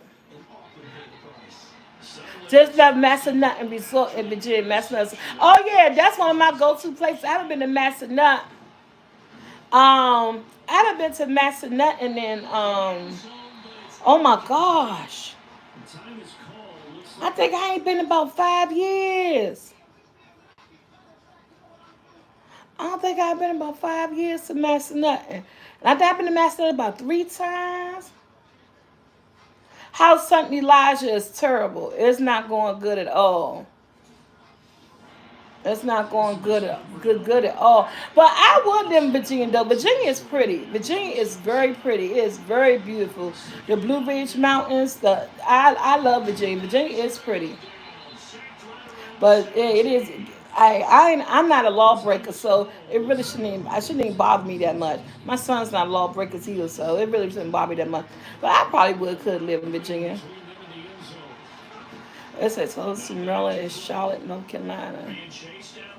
Maryland, Charlotte, North Carolina for you. Well, I don't know, y'all. I be lunching. I'm gonna tell you. I be lunching. I be thinking about. Cause first of all, I always think about moving. This is how it will be. Wherever I move to at this point in my life, if I ever get there, it'll be my last place. Heaven forbid, it will be my burial spot. That's the twist. Cause we ain't made the money. Ain't nobody gonna be able to take me back to DC to do nothing to me. So I always say my next home, whatever next state I decide to live into, I look at it because I was looking at it this morning. I actually was thinking about that. I was looking at it this morning and I was like, it will be my burial home. It would be the last place that I lived in. That would be my burial state. So would I want to live there because that's gonna be my final place of resting. And because like I said, just I think realistic on a point with that. We ain't a family of money and means, and they know it's costs a lot of money to transport bodies to this place just to be doing something with. So when I do decide to live, and I literally thought about this morning because I was looking at Grimm, because I never seen all of Grimm. So right now I'm in the middle of binge watching Grimm, and they live in that show is based in Portland, Oregon. And one time in my life, I always wanted to live in Seattle, Washington. And Seattle, Washington, and Portland, Oregon is not that far from each other. Those are like you consider like the rain states. It rains a lot in Portland. It rains a lot in Seattle. But at one point in my life, I always like I wanted to live in Seattle. For some reason, I always thought the beautifulness that comes with Seattle, Washington, and since I've been looking at Graham, I've been Portland looks so beautiful, and I was like, damn, I had thought about living in Portland and Oregon or whatever, because my son Michael wanted to live in Seattle, Washington. My son Michael was like, "Mom, you move to Seattle. I want to go to Seattle." So my son, him and his wife want to move to Seattle, Washington. But I was like, I didn't know about Seattle because Seattle's kind of expensive. I was like, Seattle rains a lot, but Seattle got some beautiful structural architectural homes. The architectural homes in Seattle are so beautiful. I like the structure and the architecture and the way they made. They had some beautiful crown molded ceilings and the insides, old classic looks to them. I love them. But I was like, oh, so that's why I say too. When I pick where I live at, you got at this point it gotta be very, I gotta be very Pacific because it will be my burial home. Because once I move, I don't want to move no more. Even if I move a couple of times within that state, once I pick the state that I want to live in, I don't want. I'm about to finish it all out through there. That's gonna be it. No more move for me. No more moving to another state. And I think a lot of people don't think like that. I don't know. Is as you get older, you start putting things in perspective, excuse me, and you start thinking about things. A lot of people, when we're young, we don't think about death and what comes after and all that stuff like that. And so I don't know because I find myself being an older person now. I don't even think y'all saying 53, 52 is young. Yes, it is young. But I'm talking about in a mind state of talking about life everlasting. You start thinking about different more adult stuff, but adult stuff. When it comes to like death or whatever. So I try nowadays. I see myself thinking along the lines of that when it comes to that. The life type situations. So I be like, yeah, if I move somewhere, that's gonna be my burial state. That's gonna be the state where I lay to rest, where my family be able to get to me, where they even come to visit me. I be thinking now. I think about stuff like that. I think finally I lost my fear. Yeah, I had to. I really had to. And I'm gonna tell you, I'm not even gonna die. I'm not even gonna lie. I think I lost my fear of death when my mother passed. And that's hard to talk about. That my Brandon want to be cremated. My son Brandon told me that too, Leo. that he want to be cremated. Don't bury him. He said if we bury him, he gonna come back and haunt us. So my son Brandon said the same thing. He want to be cremated. Cause we talk about stuff like this, and we just talked about that like a couple weeks ago. And I used to be afraid to pass away, to leave this earth, afraid to leave my kids, afraid not the not knowing. And because we again we are so afraid of the things that we do not know. You know what I'm saying? Not knowing is the most scariest thing in the world. And death is one of those things. There's a lot of things in this world that we don't know about, but in this day and time, we go look it up on the internet and we can find out about it. But with the fear of dying is something so totally different because it's a not knowing what comes after. And that's what gets us and that's what makes us afraid. But when my mom left this earth, my fear of death totally left me. My fear of death totally left me because I miss my mom so much. And I had so much belief and so much faith in the man upstairs now that I truly believe in my heart's of all hearts. When my time come, I truly believe, and this is my personal opinion, people can say what they want to say, I believe that I will be reunited with my mother. This is how much I miss my mother. And it's not and I'm not saying yes, I'm ready to go today, tomorrow, but I'm just saying if something was to happen, I'm not afraid. I'm not even afraid anymore that like I was to the point that if I was to leave, um I'm afraid to leave my kids, or I'm afraid. That's another point of aspect that I'm afraid to leave my children because the not knowing. Because when you leave this earth, what you don't know what's going to happen to your family. You're not in that anymore with them. You don't know if there's anything on the other side. So the not knowing make a lot of people afraid of dying. Oh, y'all buffering? I'm not buffering. I'm not buffering. So it may go your internet, go out and come back in because it didn't even do a buffer circle or nothing on my end. It's still on. It's still going straight. So I get you. And sometimes it takes people to go through stuff to not be afraid because there's nothing wrong with being afraid.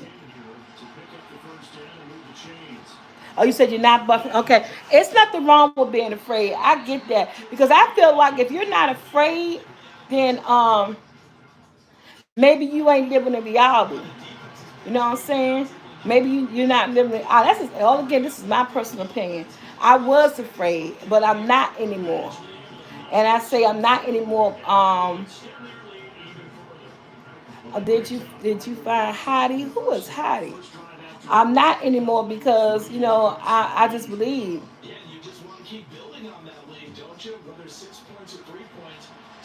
Your Wi-Fi been acting up lately. Oh, okay. So yeah, so that's what yeah. So as I had more of those conversations with my family, with my sons now that I'm old, that I'm thinking in that type of format. No, no, no, no, no, no, no, no. Truly, not at all. Can't do it. I don't look at them. I let y'all do that. I don't go. I'll let my grandchildren do it when they get older, like the kids, Andrew's son and my granddaughters. As they get older, that'll be something that they could go back and look at it because it'll be on the internet forever. But me personally, I don't look at none of my mother videos because I haven't gotten to the point where that I could hear her voice. All that I could do now is that I look at her pictures and I kiss her pictures, and she my screensaver on my telephone. But I physically cannot watch their video because I cannot hear her voice. Can't do it. Haven't been to my mom's house yet. My mother bedroom need to be cleaned out. Haven't done none of that yet. I can't do it. I'm not in a space where I can physically do that yet. So yeah, I don't know if I'm ever gonna get there yet to watch a video. And then, like, when I do watch my video, one of her come on, I hear return. And then I notice, too, a lot of people look at the old videos of my mom because, like, sometimes I'll go on my YouTube feed And one of my mom videos would be up there that she was saying, I mean, ooh, I said, just as it be up as a recommended video. I'd be like, hey, people must have been watching some videos with my mother in it because it'll be up on my feed as a recommended video. And the video only get recommended like that through YouTube and the analytics that if people are watching them. So that'll end up on my feed and I heard them click past it or go past it and stuff. Can't do it. Just like my girlfriend Keisha. I don't look at none of her videos. My baby, I remember my girlfriend Keisha.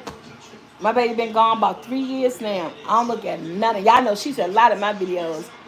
I just recently, a month ago or 2 months ago, look at the Atlantic City video. Anybody remember the Atlantic City video? We went to Atlantic City and me and Keisha were sitting past each other. I just watched that video maybe a month ago and I started crying.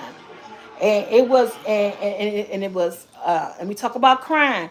It was tears of joy, of happy. It was tears of memories, and tears of laughter. And I thought I was gonna turn the video on, but I watched the whole video. And the whole time I watched that video, I was gazed in at her. Everything she was doing, the reactions, that we was dancing and singing. I was locked in at her. Really didn't pay too much to anything else in the video any mind. And I enjoyed watching that video. And she's been gone about maybe 3 years now, and even probably 4. And I could look at her now. So yeah, I enjoyed watching that video. But then when you get finished watching, I'll be like, wow, I can't believe she ain't here. Stuff like that. So yeah, we gonna talk about something else. Yeah. Y'all, my sister got a job at a daycare center. Y'all need to get her, tell her some stories. I said, it's no way I could work with no 3 and 4 year olds anymore. There's no way. I'm at the point with that. If I have a kid around me, I could love that kid, do stuff with this kid, have fun with that kid. But if that kid get to crying, I want baby to call him. I call my hey, come and get him, come and get him. I can't do it. I told my sister, I said, more power to you, girl. The weather is good. You do, Susie Q.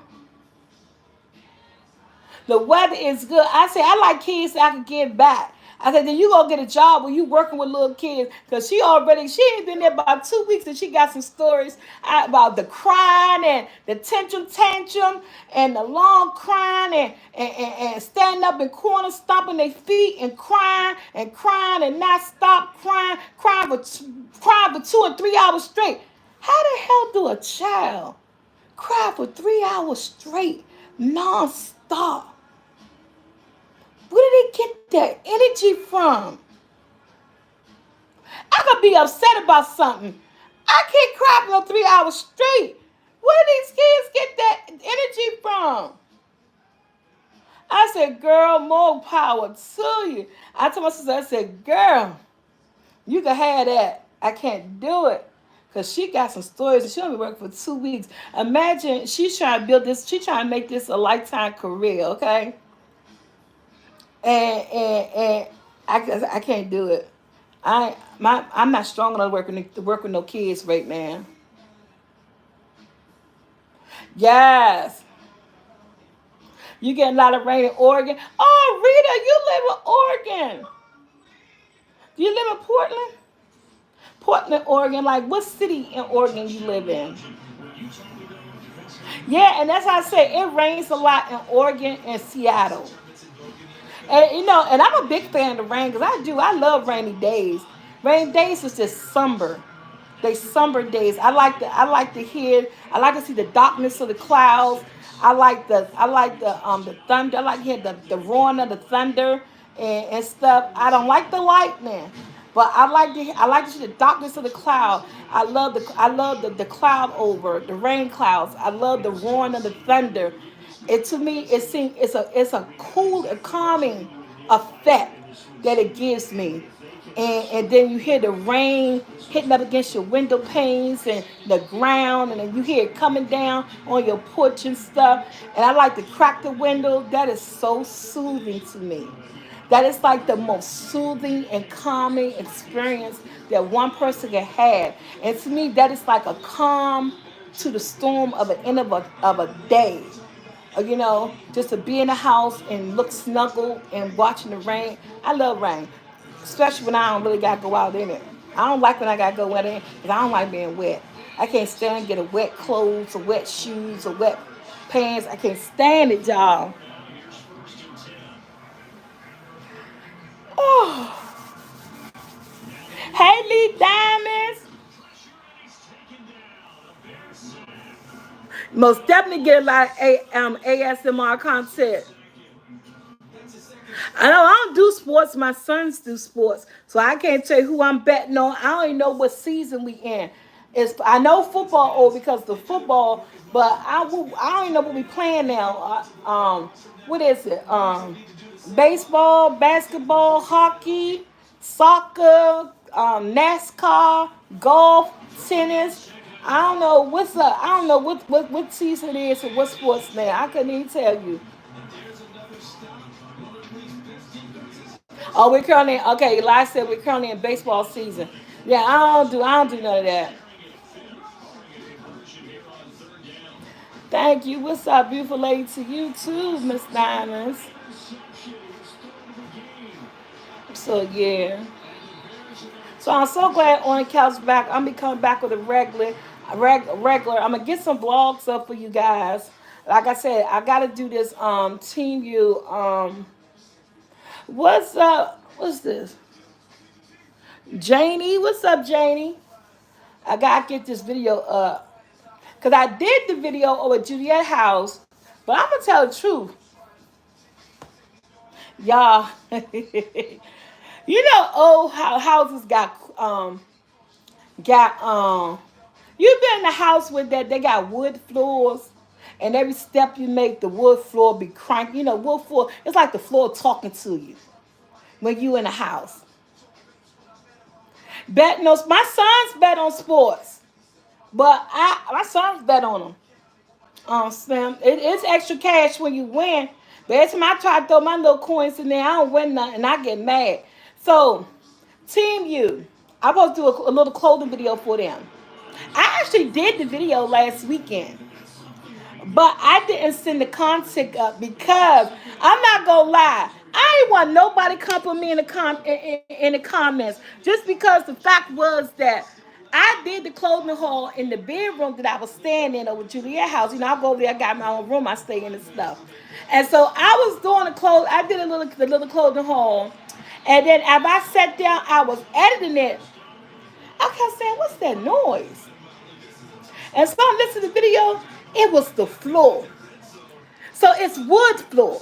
So every step, every move I was making in the video, you could hear the floor creaking or cracking or whatever. I said, oh, hell no. I said, and I said, I'm not putting this video up. I said, they're going to have to wait. And I'm going to do this video again when I get home and stuff. Because I said, my wooden floors don't creak like that. And then I got laminated in the dining room area and stuff. So I don't have an issue.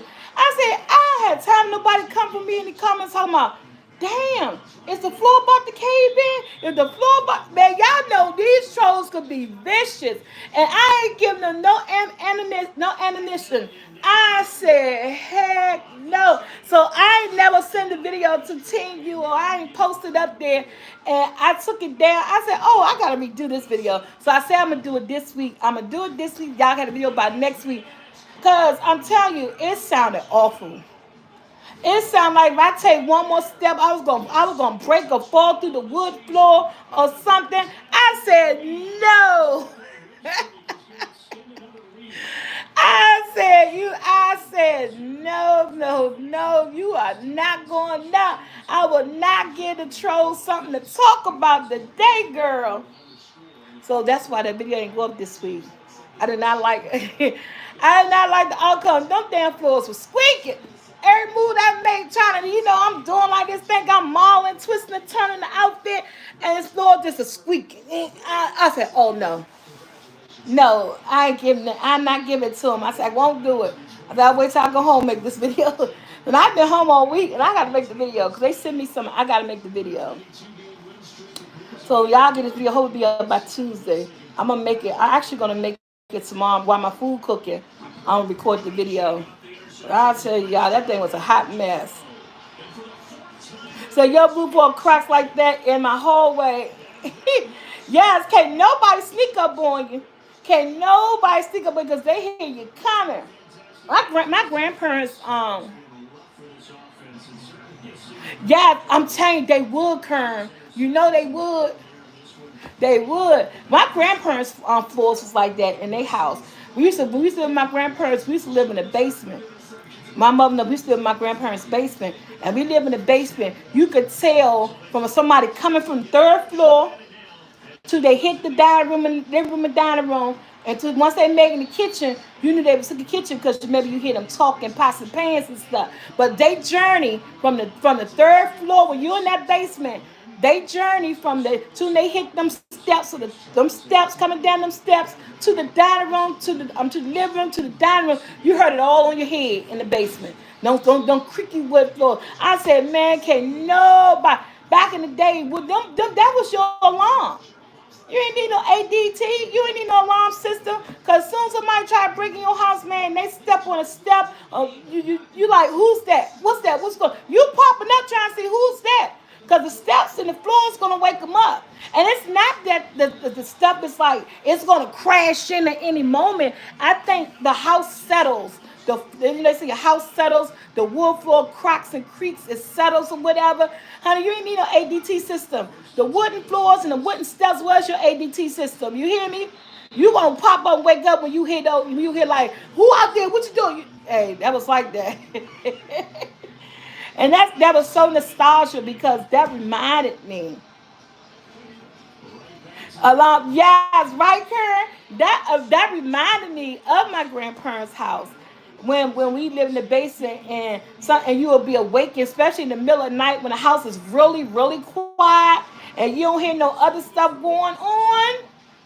You really hear that. And yeah, you used to hear that in the night. You knew somebody was coming downstairs, whatever. And don't let that be the time when, back in the day, when you was in the basement and you had friends in the basement. Because my grandfather ended up, like I said, had company. And they be upstairs. We had a back door in the basement. And we used to have our company.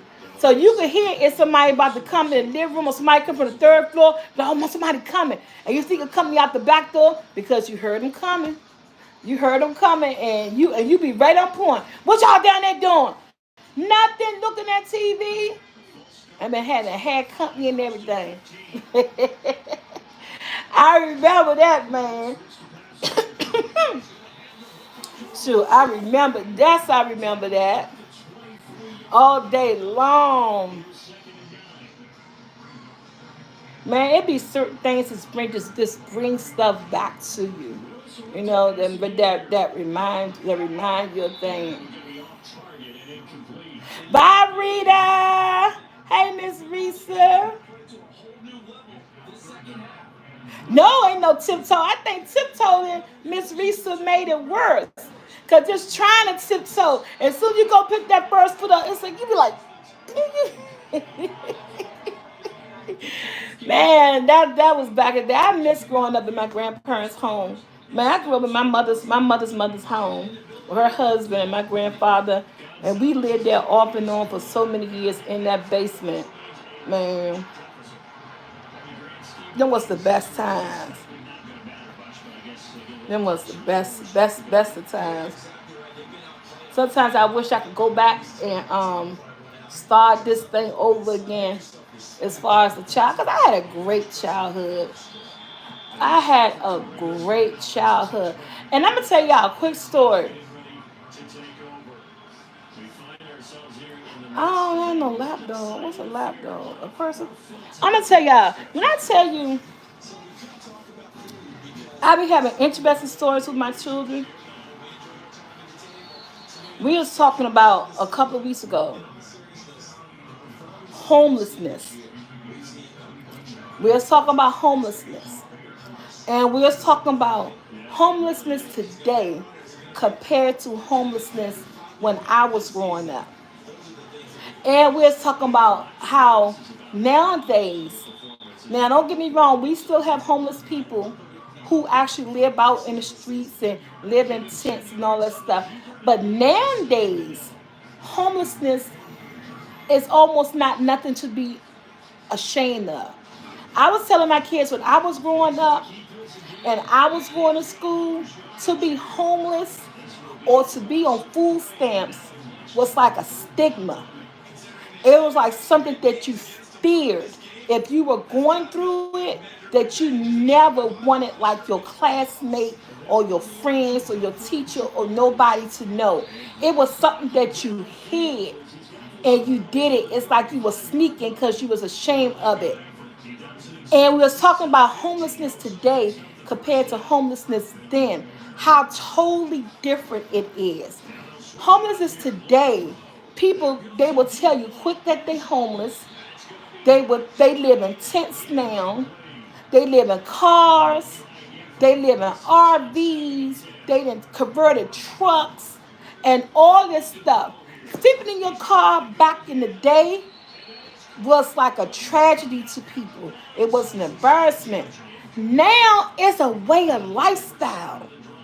And I was like, this world had came such a, it's changed so much. We have evolved in so many different ways now. Where that homelessness is almost like a trendy situation. You look at YouTube now, you got people actually literally selling their homes to get RVs or to get them BMW wagon things to convert into homes and stuff. You got people literally selling their homes, living off grids, so they ain't got to pay no more water bill, no more electric bill, no more light bills, and which I don't blame them for none of that. You know what I'm saying? Catching rainwater, sustainability, living, and all that stuff.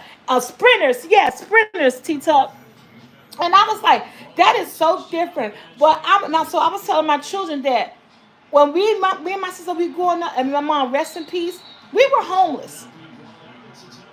We was homeless the majority of our childhood growing up.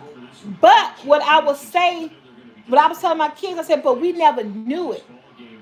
I said because we never really had our own place. My mom, we really didn't get our own place to live until I was 18 years old.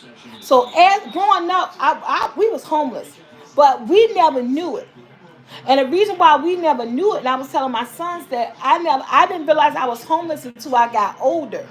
That the lifestyle that I was living was homelessness. I didn't know that because my mom didn't make us feel it. Because the people the people that we lived with was family members, and they never made us feel displaced or like this is yours, this is mine, our cousins that we live with, or live with my grandparents. Now we knew the places that we lived in wasn't my mother's, but it was family. And back in that, and then that's what my son said. There was family back then. We didn't feel homeless. I said, yeah, I could talk about it now. Was we homeless? Yeah, we was homeless. We were homeless because it wasn't ours. It wasn't my mother's. My mother lived with another family member our whole life, off and on. We went from family member to family member to family member to my mother finally buckled down and we end up in public housing. But by the time we ended up in public housing, I was 18. So my whole childhood was a life of homelessness, but I didn't know it because we had food on the table. We had food on the table. We never felt like we wasn't wanted. No one ever made us feel displaced or out of place or nothing. The people that we lived with, we was always welcoming. You know, my mom was always a clean person, so she cleaned up behind us, and she would cook dinner for the people houses that we were in and that we lived in, but we never really had our own. By the time we got our own, we were 18. By the time my mother got her own place and said something was hers, we were like 18. So, no, we ain't talking about a movie. We talking about me, my homelessness, growing up homeless, and we even live in an abandoned building. My mother boyfriend, Across the street from my grandmother, they closed this building down. And everybody in the building was gone. They closed one side of the building down, but the other side of the building, they had 2, 4, 6 apartments in it. It was a 12-unit building with two buildings connected with 6 units in each building. And no electricity, no gas, no nothing. My mother boyfriend, cause my mother, we were young. We were living with our grandparents. And my mother, when my mother was grown and she was living in my grandmother and grandpa's basement, she couldn't have company. And you telling a grown woman with like 5+ children who they paying rent to you, you couldn't have company, couldn't know men, because my grandfather was a stickler. My grandfather didn't care how old you were, how many kids you had. You were living in his house. He didn't let people come in his house. You couldn't have no man or woman spend the night. They could come over, but they had to go. So my mom, she just got mad, knew she wanted to spend the night and stuff. Because my grandfather wasn't doing that. My grandpa, no. They could come over, but they gotta go. When I lock my went out. You got stream? No, I'm back. I hit reconnect. Hey y'all, I think it's back. Y'all back?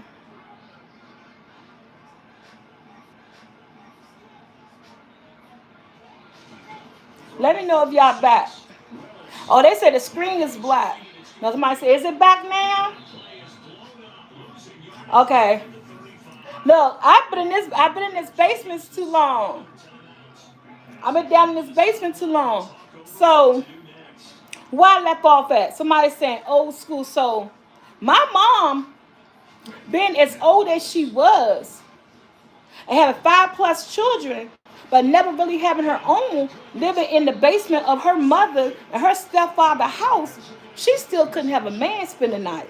That was a no-no. Couldn't, but I'm gonna say this, cause my grandfather, and I ain't trying to speak on no nastiness, but now I think about stuff back then.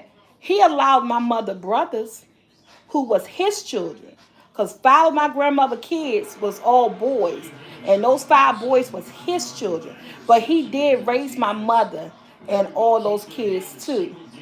My grandma had 13 kids. When he got with my grandmother had kids. But then he was in the service. And he married my grandmother. And my grandmother gave out 5 more kids. So my grandmother had 13 kids.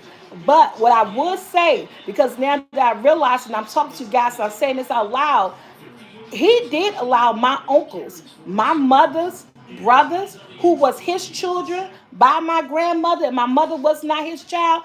He allowed them not only to have women spend the night, but he allowed my uncle bring in a Korean lady that my uncle met in the army. My uncle met a Korean lady over there overseas when he was in the army. He allowed my uncle to bring that Korean woman and her child, not my uncle's child. Her child that she had by another man. His name was Benji. I love me some Benji. Benji was cool. Allowed them to come and spend the night and live in the same room with my uncle. And Benji had his own room, but we were in the basement. Hmm. I think about that. I just remember that real thoughts. That's how shit went down. But my mother couldn't have nobody spend the night. Yeah, she was Korean or something. I'm tell you about that too. One day I went upstairs. It's a quick off subject. They was living there. I told you about going stuff in the middle of the night. We had a bathroom in the basement. Somebody was in the basement downstairs. He says, so he favored the men. Yes, he favored the men. We had a basement downstairs. Let me tell you about her real quick. I went to go to the bathroom in the middle of the night. My grandfather, at night, he cut all lights out and everything. He controlled the heat. He controlled the lights. He controlled everything. He paid the bills. It was his home. You had to go by the rules and you had to go. And my grandfather had all the lights out in the house. So I had to go upstairs to use the bathroom. And I was one. I always like cutting lights on. I'm scared to dark. I'm about 9 or 10 years old.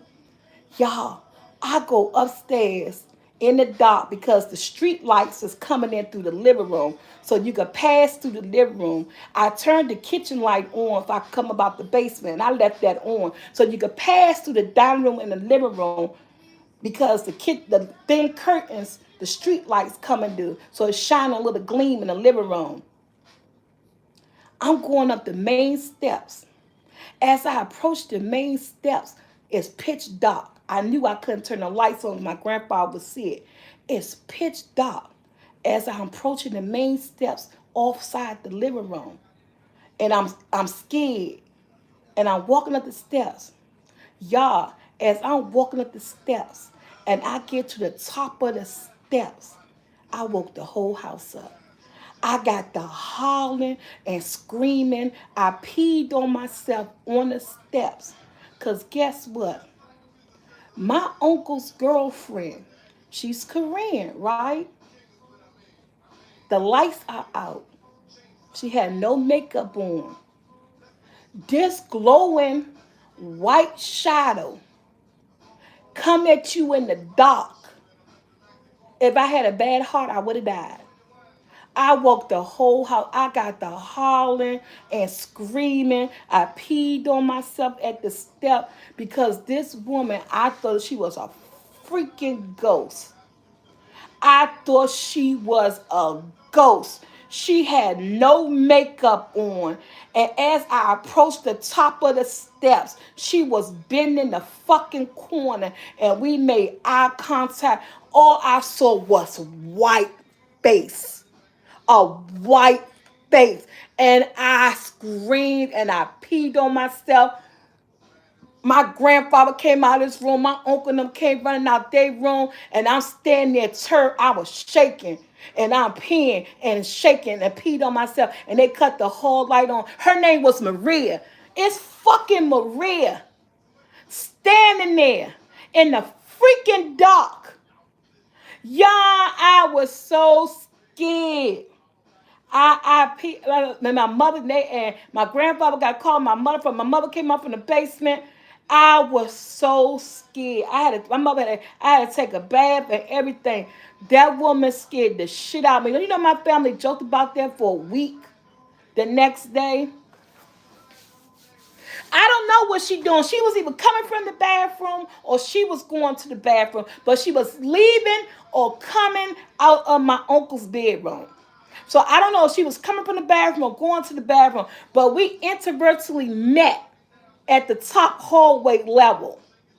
And when I said I was freaking scared, man, I peed down my legs. Your girl was shaking. I was like 10 years old, and all I saw was a white face in the dark.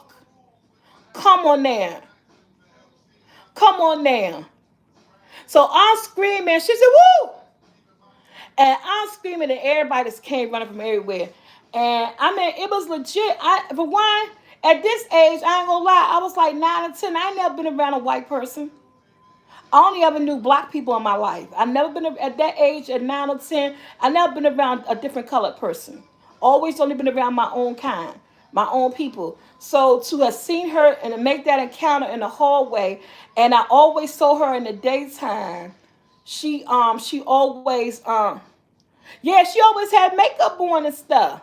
So when I encounter her doing it in the middle of the night and you 10 and you scared and it's dark and you walking, you seeing Casper the fucking friendly ghost, what you gonna do? What you gonna do? I think a grown up would have freaking probably screamed and got freaked out. Cause she was pale. With makeup on it, it gave her some type of color. Maria was freaking pale. She was pale. Yeah. She was pale, honey. And that's a story. That's a childhood story I will never forget. Cause that's my first time I felt like I was in a horror situation. It was horrifying. It was a horror, real life horror scare. It was a horror situation. Whew, but okay. So I had to tell y'all that real quick. But so let's go back to my grandfather not letting people spend the night, but he let a whole woman from Korea come and live in the house with us and upstairs and her child and everything. And we were the basement kids. and especially in a house full of folks. It doesn't matter. I both times I always been a scary person. I used to be scared of scary movies growing up. I was a child that I'll look at a scary movie, but when I got finished, I want to turn all the lights in the house on, and then I want to look at something funny before I go to sleep. At that moment, you don't when you encounter stuff, it don't matter if it's a whole house full of people. You know, when if somebody's scared, they fucking scare you. Regardless, it could be 100 people in the house, but the house is dormant, and everybody in their prospective areas, and it's quiet in the house, and it's like 2, 3 o'clock in the morning. You going to the freaking bathroom. It could be 200 people in this motherfucker. Okay, oh, you in the house full of black folks and you see a white figure. Oh, I was ready to say, you gonna be scared. You gonna be scared. Okay. Yes. Okay. That's what you talking about. Yes, girl.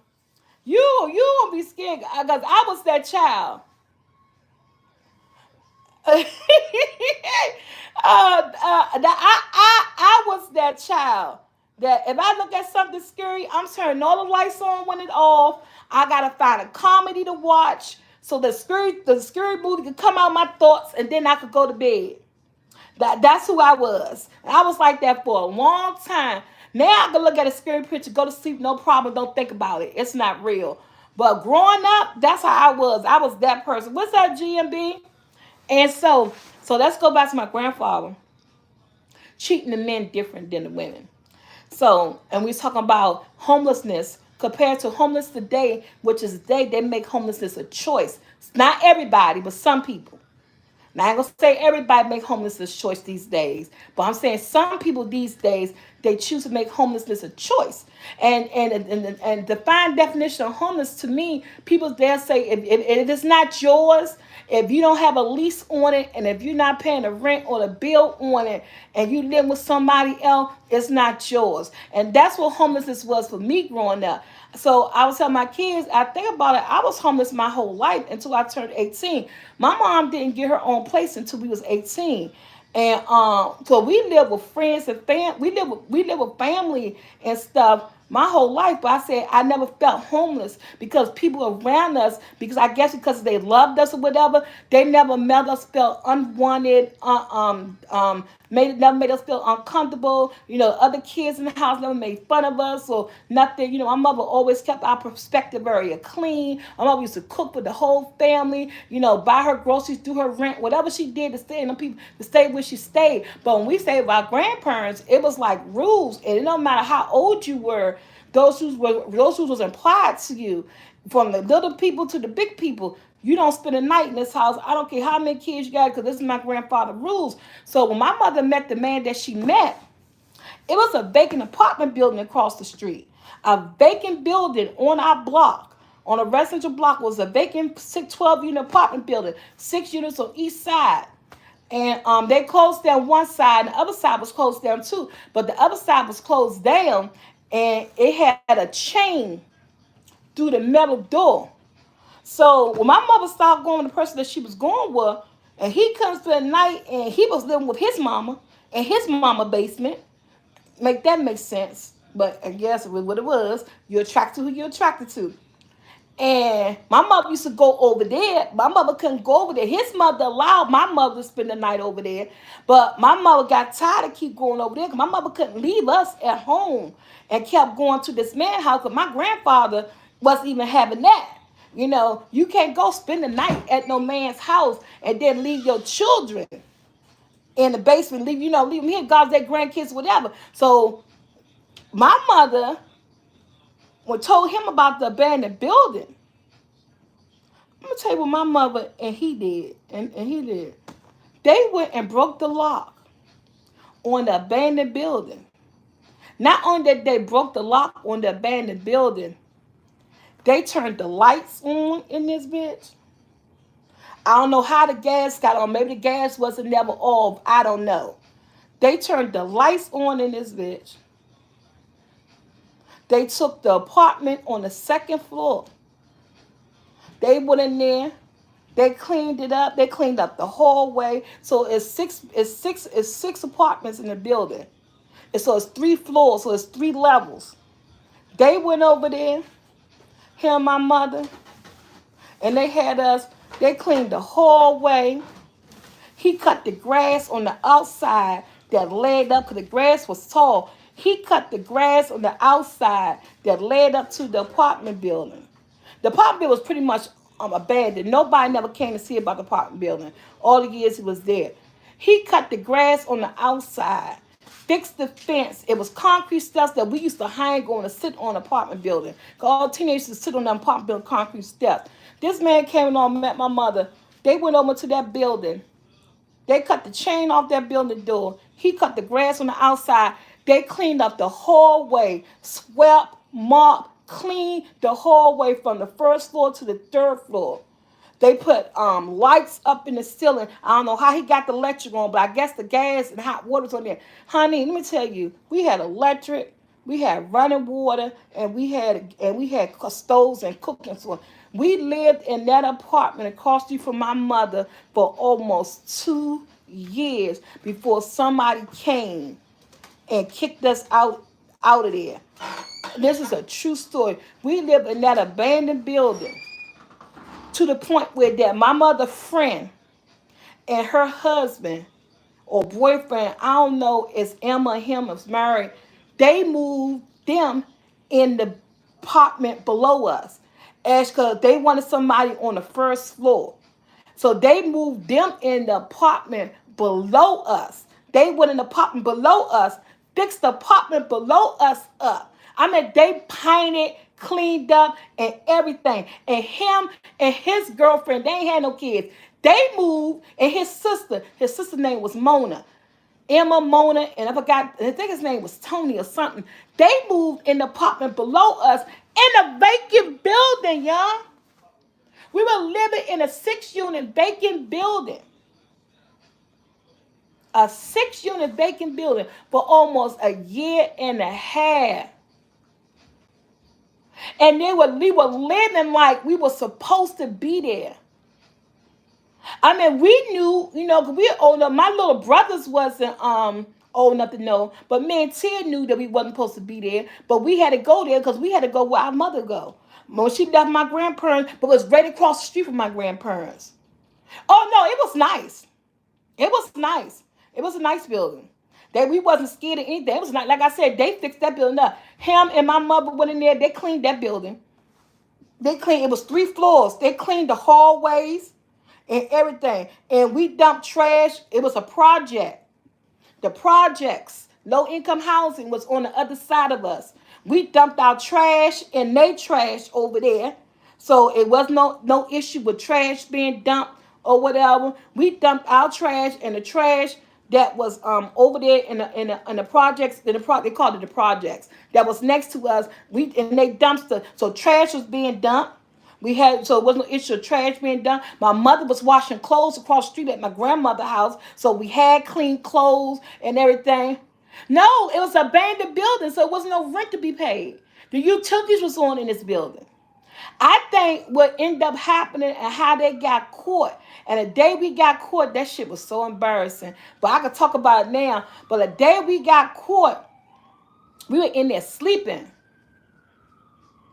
It was the bad. We were in there sleeping, and we were sleeping in that building. We even ended up having a clubhouse on the first floor across from the hallway where my mother and a friend lived there. They was on the right side. We was on the left side. We turned the apartment on the left side into our hangout spot. It was cold in that apartment, but the other 2 apartments, our apartment and the apartment underneath us that my mother friend was in, it wasn't cold in those apartments. In our apartments, we had heat and stuff. I don't know how they did it. We had heat and stuff. But the apartment that we was in, and we had it turned into a clubhouse, it ain't had no heat in there. We went in there in the wintertime. We was playing music in there. We was having get-togethers, and we was all up in there. That's back when y'all can tell me what year it was, because that's the year when Tenderoni was out. Bobby Brown was just came out with Every Little Step I Make. We were doing the Running Man. So what year all that stuff was out? Tenderoni was a hit What year? 89. That was 89, boo boo. Yeah, I just looked at it last night. Yeah, Tenderoni was a hit. My prerogative was all over the place, all over the radios. Rumors about R. Kelly and Aaliyah getting married and all that No, that stuff. definitely was 89. All that was that was the era when all that was going on, and we had access to that, and we had all that stuff playing on the radio, and we had our candle. We was giving little parties and everything. Had our friends in there and everything. Man, we was living life in an abandoned building. We was hooking school in this mud. Man, we had so much fun. But the most scariest things is that, like I said, we lived there for almost 2 years. But what it is, I think my mother and Junior was her boyfriend. I think they got too comfortable. As children, I'm like 16. At this point, I'm like 16 years old. I had to follow and live where my mother had us living. So I think they got too comfortable. I don't think they even bother to even look for a place or to go anywhere. So, true story, y'all. This shit is so true. You ask my sister. We're in the living room, on the floor, on a mattress. Oh, let me tell you, all these apartments was one bedrooms. They were one bedroom apartments. So, my mother and the man, her boyfriend, they had the bedroom. And all the kids, we slept out in the living room. We had a pull-out sofa and we had a twin bed, but the place was clean. My mother was a clean me. We in there sleeping, honey. We in there sleeping. My mother in the bedroom sleep. So we out in the living room sleep. I guess we ain't hear the people break the door down or hit the door or nothing. To this day, I don't know how they got in the front door. Only thing I woke up to was somebody kicking the bed. Kicking the bed. Because the bed that we was on, it was a box spring and mattress. They ain't had no railing. Woke up to somebody kicking the bed. Just kicking the bed. And I look up. What the fuck y'all doing in here? And all of us kids, we just jumped up. What the fuck y'all doing in here? It was a lady and two men. Somebody had finally reported activity in the building, and we found out who it was. It was the people who lived next door who supposed to be friends of my mother. I don't know. They reported, unless my mother said, and they went to the bedroom, and my mother was, yeah, we were squatters. They said, "What the fuck y'all doing in here?" They kicked the bed, and we jumped up. We teenagers, and my little brothers are little, and we scared as shit. You got these two big ass grown men and this woman and with a fur coat on, thinking she everything that God then gave her, and they walking through, and they go bust the bedroom door open, and Junior jump up out the bed, and my mother jump up, and they put us out. Back then, I don't know if we knew about squatter rights or whatever. But y'all, and I guess they got to talking. We started putting our clothes on. Y'all get the fuck out of here. I mean, they were nasty. They were black, of course. Black people are nasty to other black people. They like to belittle you. They like to know with titles and ownership that they had the upper hand, and they don't let you forget it. But yeah, they came in there and y'all get out of here and this and that, and they were cussing, and like I said, they had kicked the bed, and we were scared, and I was crying, and Tia was like, "Stop crying," because I was a soft person back then, a crybaby. I was crying. My two little brothers, Antoine was crying, Tutu was crying. My little brothers was crying and shit. We were crying, and Ted ain't never cried. I think Ted was a G. Ted has always been a G. Even when he was in school, Ted was a G. Ain't nobody mess with Ted or nothing. And all of us crying, and my mother and them, and these people, it's like they were cussing us out, and Junior cussing at them, and my mother ain't say nothing. My mother ain't had to say nothing because the dude that she was he was doing all the talking and was cussing back at him. Well, I can't say what was said, y'all, because I really don't remember. But I know they came, they kicked that bed. I never get that kick on that bed. They kicked that big and woke us up, and then I know that my mother and them, they was having words and all this other stuff. And next thing I know, they stood outside while we got all our shit. We had, and leave about it. And that's the day. But it wasn't for that situation. That's the day my mother went to the shelter.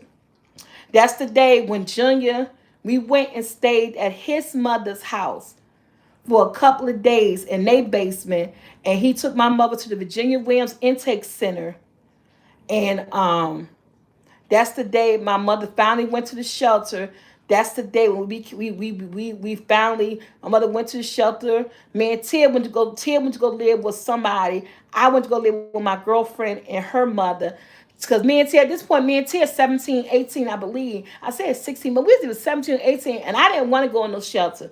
Ted didn't want to go in no shelter. So Ted went uptown and lived with her girlfriend and her parents. I went across the street, people next door to my grandmother. I went and lived with my girlfriend and her parents and her two brothers, and they gave me a place to live. My mother, Junior, and the two boys, they went into the shelter. And by them doing that, they went into the shelter and they ended up getting a place. And then when my mother got a place, went into the shelter. Ursula said, I stopped getting dressed. They found, my mother finally went into shelter. And I say this is that every experience that you experience in life leads you up to the person you are today. It leads you up to the way you live your life. Because we all got a past. We all have things that leads us up into what we become. And so, like I said, that was the only time in my life that I felt the homelessness. Like I said, we were homeless our whole life. But living with family, they never made us feel homeless. My mother was always afraid. My mother was like me. I get my timidness and my crybaby stuff from my mother. My mother was always a very timid person too. So my mother was always the type of person that let people run over top of her and stuff like that. And that's the type of person I was. And I always say, people say, I am my mother. And now that my mother is gone, people tell me now, I am my mother. And I didn't realize when she was here, but now I realize my traits now, and I am my mother, and I could state that and live and own up to that. And my mother was always afraid to go into the shelter. She was told by so many people to go into the shelter, but she was always afraid to do it. So that's why we was always homeless. But when this thing happened and she met Junior and he took her to this abandoned building and this whole situation came apart, she had no choice at this point because he had nothing. And my mom was on public assistance. She was a lifer. We could talk about that. We talk about people who be on public assistance for life. They used to call them lifers. My mom was a public assistant lifer. Where that, from the time she gave birth to me at the age of 18, she never did anything else. She was a lifer to the government. So she didn't have anything. And Junior, I don't know the reason why he never led up to anything, jobs and all that stuff. But he didn't have anything. He was living with his mom. So, but both of them together gave my mom the encouragement to go into the shelter. I don't even think she stayed in the shelter for 6 months, and we ended up over here in Anacostia. This how I became part of Berry Farms. This how I became part of Southside. Over here in the historic division in Anacostia, my mom went into the shelter. She ended up getting moving to Sheridan Terrace over here by Sutton Parkway, where the walk bridge at, and we've been on this end ever since. I've been on this side of town, on this end, ever since I was 18 years old. And it was not for my mom's life situation, meeting that man and going into that abandoned building and living in an abandoned building for a year and a half and finally getting the courage to be with someone to go into the shelter because he couldn't go in the shelter with her. He wasn't her husband. But they put him in a shelter that was a hotel shelter. And the hotel shelter, they put him in one that was on the outside, that you didn't have to go through the lobby. So at night, he used to come and to the shelter and stay with my mom at night. And then he used to leave in the morning. Or sometimes he used to stay there all throughout the day. Because people, they ain't really never come and check in those hotel rooms or whatever. So, yeah. And that gave my mom the courage to go into the shelter. And that's how she ended up with her own husband. That's how we ended up in public housing. And, and that's our story. That's how we ended up in public housing. From living 18 years old, living in an abandoned apartment building for a year. So I was 16. I was 18 by the time the people came. Because we were 16 when we moved in there. And by the time that we got exposed, we were 18. So it's like almost a year and a half. I ain't too good on the A, but yeah. Yes, he was smart because he always been a handyman. He has always been a handyman. And I mean, we was eating meals up in there, living there. We ain't had no cable. I don't think internet was out back then. But we, had regular antenna TVs, and we had what Betamax. That's when Beta was out. We didn't even have VHS there. We had the Beta. Y'all remember Betamax with little small tapes and stuff? We had Betamax. We had a TV in their room. My mom and them had a TV in the bedroom. And we had regular TV. You ain't had to pay for TV there. Channel 7 and Channel 5, Channel 20, Channel 9 and 4. They were their channels. You ain't had to pay for no antennas and all that stuff. That was just regular television. Wasn't no internet out back then. So we had Betamax in the TV. It was what it was. And so yeah. So we was living. But that was the only time throughout my whole childhood that I felt like I was homeless. Because even though we never felt it, but we felt it then. But by the time we felt it, we were like 18 years old. And that's my story, y'all. That's what we was talking about, how homelessness now compared to homelessness then, where that people was ashamed to say they was homeless. They were ashamed to say they live in cars. But nowadays, you could turn on YouTube, turn on Instagram, turn on TikTok, turn on Facebook, turn on anything, and a mother effer will tell you quick what I do. Oh, I live in my car. How I convert my car into my home. How I go to the bathroom. How I live in my home. How I travel from state to state. How I live in my tent. How I got RV. How I sold my 1,500 square foot or 2,000, 2,300 square foot house, and now I live in and bought a Sprinter and fixed it up. Man, that is a thing now. Somebody say, I don't remember Betamax. Now that is life. And it is so crazy that is life now.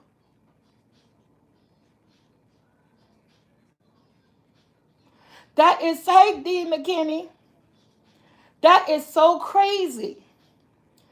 And so that's what made homelessness back then to the point now that homelessness now is like, it's a trend. Let me get on this bandwagon. Everybody's doing it. People don't want to pay bills no more. People tired of giving. They were giving to the man. You know what I'm saying? That's why I say this off-grid living may not be a bad idea. Throw up some satellites somewhere. Betamax. What is Betamax and a VCR? Oh my God! Please tell me I can't be this old. Well, I got people asking what is Betamax or VCR or VHS.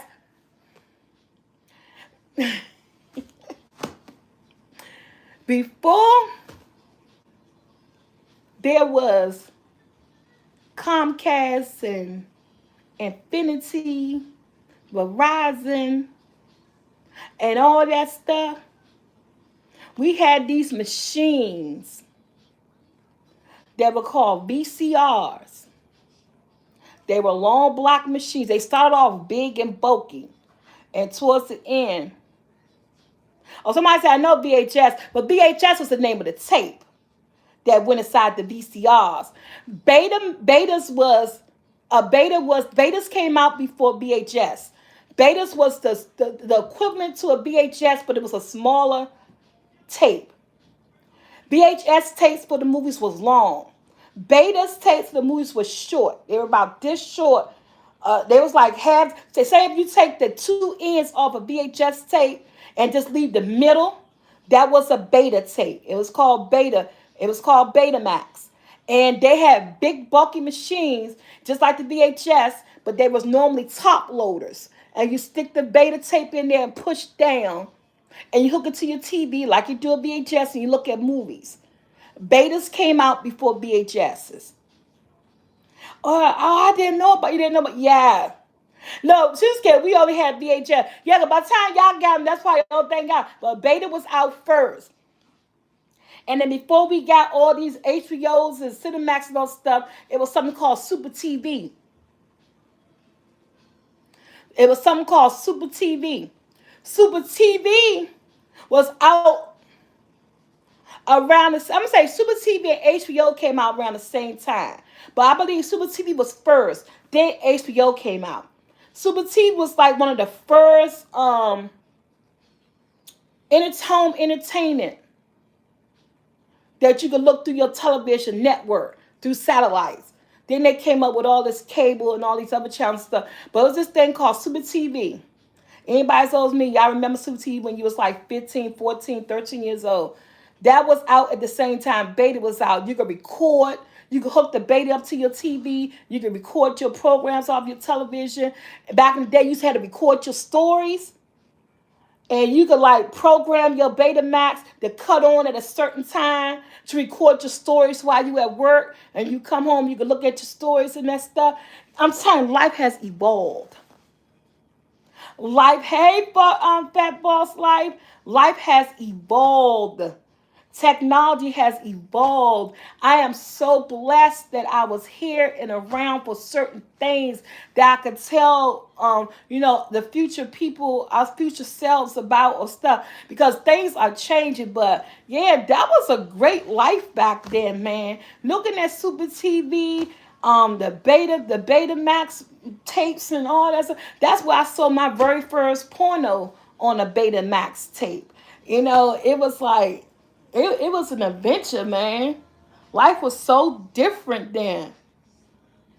And we had came a long way. Such a long way.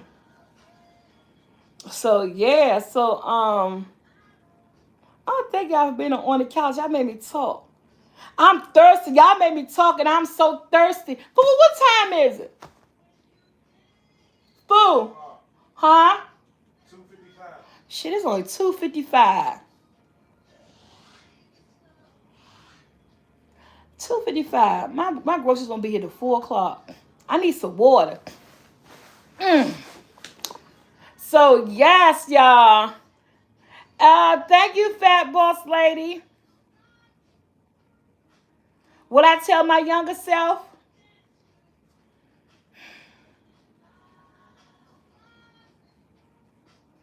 You know what? That is such an amazing question. If I could go back and tell my younger self something, what would I tell myself? I don't know. If people turn it down just a teeny bit, Michael Jackson got his money. You know why I don't know, and I'm not sure why I would say I would change. If I say I would change anything, it would be a lie. You know why? Just because I wouldn't be the person I am today. Every experience that I had experienced in my life, though bad or good, it made me. I love my sons. Either they get on my nerves. If I was to change anything, it would mess up the timeline. And if I was to change it, knowing that, I wouldn't have the people that I had today in my life. So now that's a good question. A lot of people say, what would you tell yourself? If I could tell myself something that wouldn't inadvertently change the outcome of my children, or I would tell myself not to be in that abusive relationship. I think I would tell myself, know your self worth before, I think I would tell myself that. Know your self worth. Get to know you. Get to know yourself. Because I don't think I knew who I was as a person. I accepted anything. So and that was based on what I saw around me. You know. So I think I will tell myself about be more wary of the type of man that I will let in my life, or I will tell myself you're gonna get into an abusive relationship. The first time he hit you, or the first time he verbally abused it to you, I want you to leave. If I could inadvertently tell myself that without changing the course of me having the 6 sons that I already have, I would tell myself when you get into this abusive relationship, stand up for yourself and walk away. If it wouldn't inadvertently change me having the kids I had, because I love my sons. Like somebody said, I treasure them. They get on my last nerves, but I can't imagine life without them. And to have known them, and to ask myself that question, and I have to give them up. I will have to go through everything that I went through 10 times over to get back to where I was. Veronica said, I remember all those beta days too. So that's one thing I would tell them. Maybe I'll say learn to fight because you're going to need it. Learn to fight. Because I wasn't a fighter, I was a lover. I wasn't a fighter, I was a lover. I wasn't a fighter in school. So maybe I'll tell myself learn to defend myself. Take some classes, learn to defend yourself because you're going to need it. And if I could do that without inadvertently changing my future, I will tell myself, learn to defend yourself and stand up for yourself. That'd be the best advice I give my younger self. Learn to defend yourself because you're going to need it. Yeah, that's what I tell her. So I think through all my trials and tribulation, as being a human being, I learned a lot. I learned a lot about myself, about the person that I want to be, about the person that I think I could be. And without going through those experiences, I would not have built the foundation that I built today, that I'm trying to live by. You know? What's up, Dorothy? Yeah. With that being said, y'all, a girl is hot. I'm sitting on a leather couch, got me hot in my nightgown with my back out, with this hot thing on my head. I'm sweating. Thank you, Kern.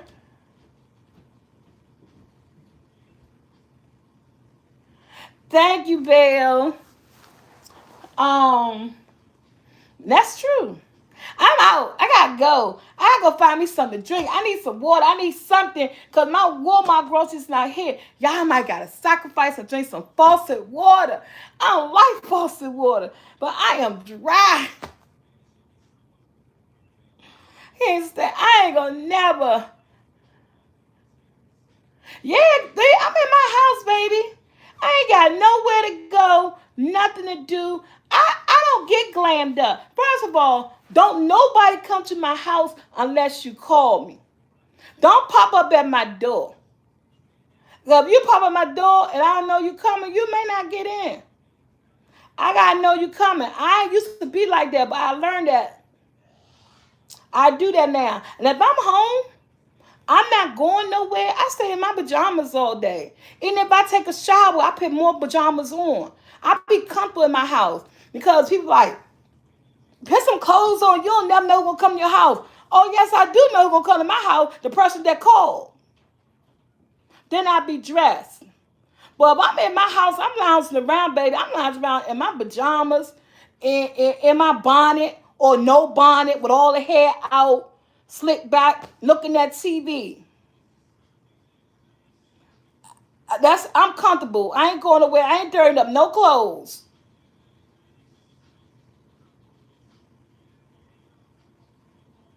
I ain't got no clothes. Yes, I'm gonna record Easter dinner. You know I'm recording. I ain't cooking nothing amazing. I'm just doing some rotisserie chicken stuff with some stuffing, some potato au gratin, some cabbage or broccoli, or some mixed vegetables, some type of vegetable, and Maybe some Hawaiian rolls. That's all, nothing big. And peach cobbler. I'm doing a peach cobbler, and I got some vanilla ice cream in the freezer. Nothing big. I ain't doing no ham and all that. I'm doing a peach. I bought ingredients for a red velvet cake. So I don't know if I'm doing a red velvet cake because I haven't had one in such a long time. Or either I want to do a peach cobbler. Yes, it do. Or do a peach cobbler. That's why I only look. I don't know if I'm doing story, but right now, somebody keep asking that. I gotta see if we get interested in that. It did taste good when I tasted. No ham. Ham was my mom's thing. I'm not a big ham person, but my mom had ham twice a year. Thanksgiving and Easter. She took ham and maybe three times a year. She'll do a ham just out the blue. But her main thing, we get ham Thanksgiving and Easter. That's it. And I don't buy ham. I bought ham on Christmas to pay homage to my mom. I bought a ham for Christmas to pay homage to my mom, and it came out good because I don't buy ham. Michael, you got water? Cause my water's gonna be here too. You got any water? My water be here about 4 or 5 o'clock. I got two big cases coming. 70 Sorry, bottles. sorry, it's bust your burger, but they cancel your whole order on Walmart Get the fuck! because they couldn't find none of your stuff. Your whole order canceled. You ain't lying. You know I'm connected to your email, so I just seen it. Oh my god!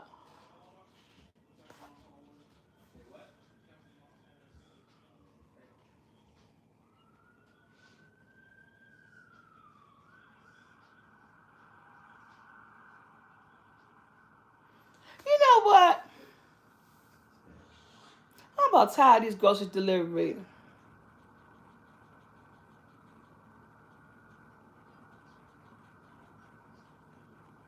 My son says I'm on my live. I didn't get the email. He said Walmart canceled my whole order. I did this order last night. Come on, they couldn't find none of my stuff. They canceled all my whole order. I can't go to the store right now because I'm out of a car. My car is broke, and my son's car broke. And Tia out working somewhere. So I don't have a car right now. I gotta get some coins together to get my car fixed. My car been broke for about 2 months sitting in my driveway. And right now I can't afford to get it fixed. And then my son, his car got broke yesterday. His starter went out on his car. So he said now he said, Mom, we ain't got no cars now. I said, why? He said, man, I went out yesterday, took my man's home and had a hard time, car wouldn't start up. And he said, we barely made it home, got home. He said, my starter gone. I said, so now we 2 cars out. So, and I said, how much will call to fix your car? He said, I don't know. He got a Cadillac SUV. He said, the starter. I said, oh my goodness. So now, I really need my groceries. Y'all know I got to go now. I need some water. I get on here one of these delivery apps. Somebody got to bring me something to drink. I got to see what's going on. I hate this mess. All right, all right, y'all. But, yeah, so I'm out. This was a good Saturday. Y'all, I'm about to go on a water hunt. Because your girl, I'm going to get me some water. I might order some 7-Eleven or something real quick and get a case of water sent to me from 7-Eleven or something. Or Uber. Yeah, you said somebody said Uber to the store, Uber back. Yeah, that's true. But I don't like doing Uber to the grocery store because I go to the grocery store and then I Uber back. Sometimes they gotta make sure they have room in their cars for your groceries in the Uber. That's why I don't do Uber to the grocery store. I did it Uber to the grocery store maybe 2 times in my whole life. Thank you, Susie Q.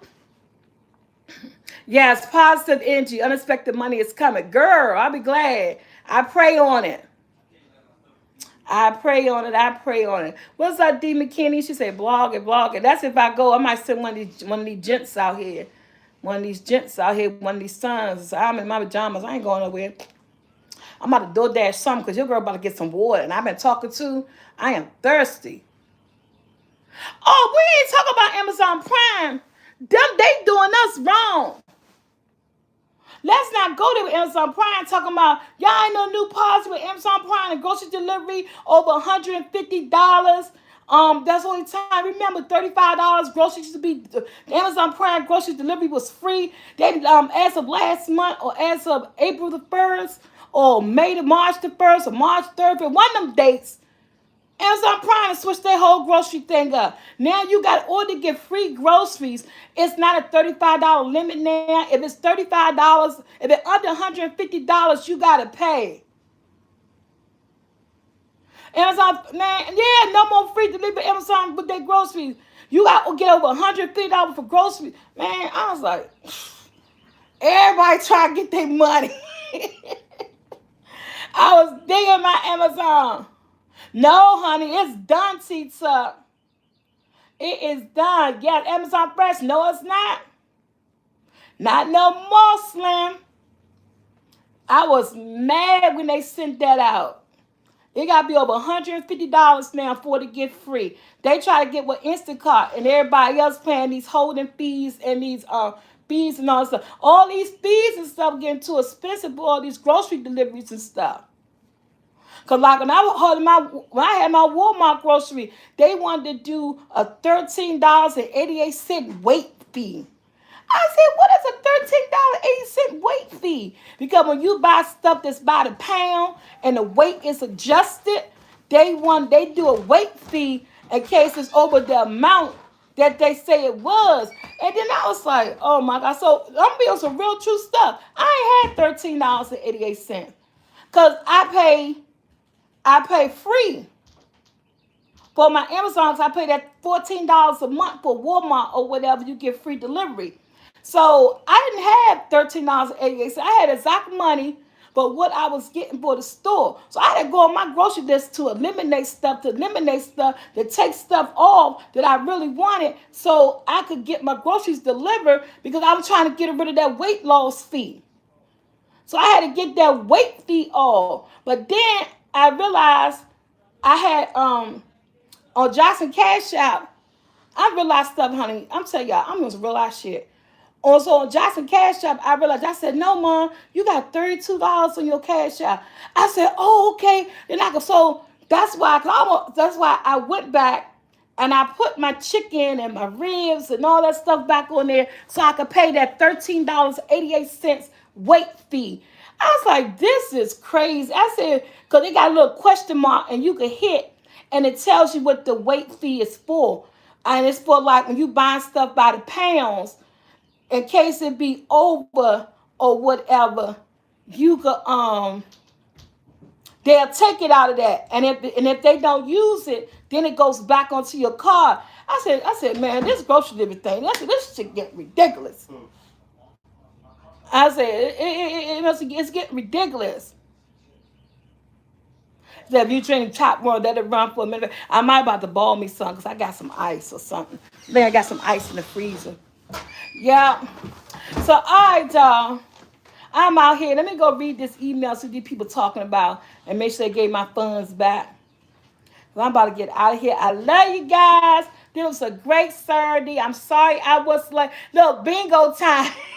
Girl, I ain't gonna lie, Miss Bingo. Look, my son can't wait for I get out the basement. He done dipped the lights and everything. He done turned the projector back on the wall. He dimmed the lights. He said, it's time for you to go. So I said, go. I love you too. Look, y'all see how the lights got dim. He done dimmed the lights, turned the projector back on the wall and everything. Said, she got to go. Look, he said, you about to leave that? Yeah, I'm about to leave that. And that was foo-foo. Yes, it was. Somebody said that bad foo-foo. Blue lights first. Look, he turned the white lights back on. Oh, well, I'm going to get out their domain. Take my butt back upstairs. But all right, y'all. I'll see y'all later. Let me go see what's going on with my Walmart and give me some water bowl and some ice or something. I wish I could pop bingo back, but I ain't trusting around Bingo that scared me. I ain't messing around with bingo no more, y'all. I ain't messing around with bingo no more. Somebody said, I thought that was my phone for a minute. Y'all have a great day too. I love you so much. I see y'all in the video. Y'all got a little mini clothing haul coming up next week. I'm going to film that clothing haul for these people before they get mad at me. I'm out. And go forget it. Go check out my channel. I know Susie Q. I do too, Susie Q. Because y'all ain't lie. Y'all know I made money off people who won, got their winnings. Y'all know I made gifts. Y'all made gifts. And yeah.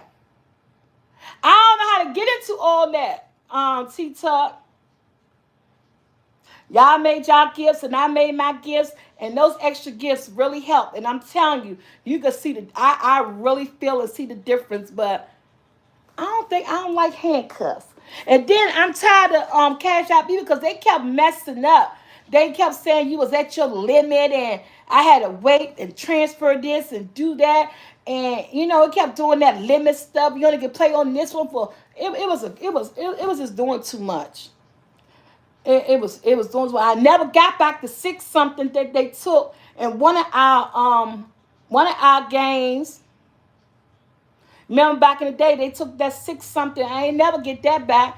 They got a free $600 and some change off that thing. I ain't never get that back. I'm not doing ham this year. I'm doing some stuffed chicken. So find a way how you could use Venmo and play. Yes. I don't know. I'm telling you, y'all, I just don't know. All right, y'all, I'm about to go. I'm about to go. I'm about to see what's on this TV. My son them got a Twitch account. I don't know. I don't know. I don't even know. But you know what? Sometimes it's not even worth the risk at the end of the day. I tell y'all, go sign up for my new channel. I'm giving 150 days. You are not alone. My motivational channel. One video a week. One video a week. Go sign up for that. I'm going to put it in the link below. So I'll do some research. I miss bingo real bad.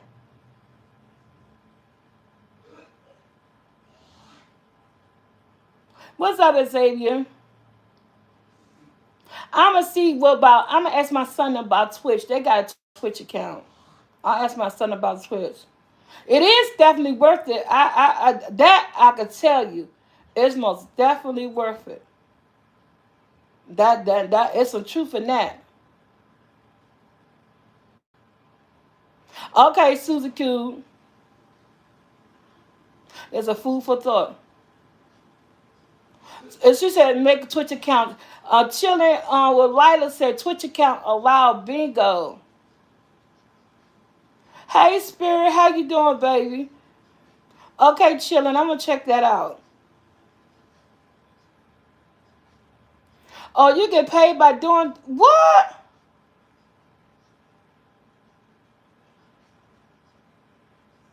I'm gonna check that out.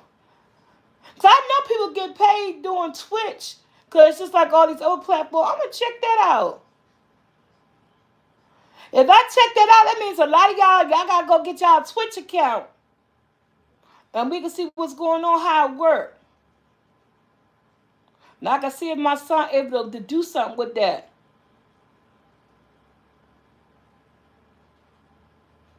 I'm gonna get what's that? Lay.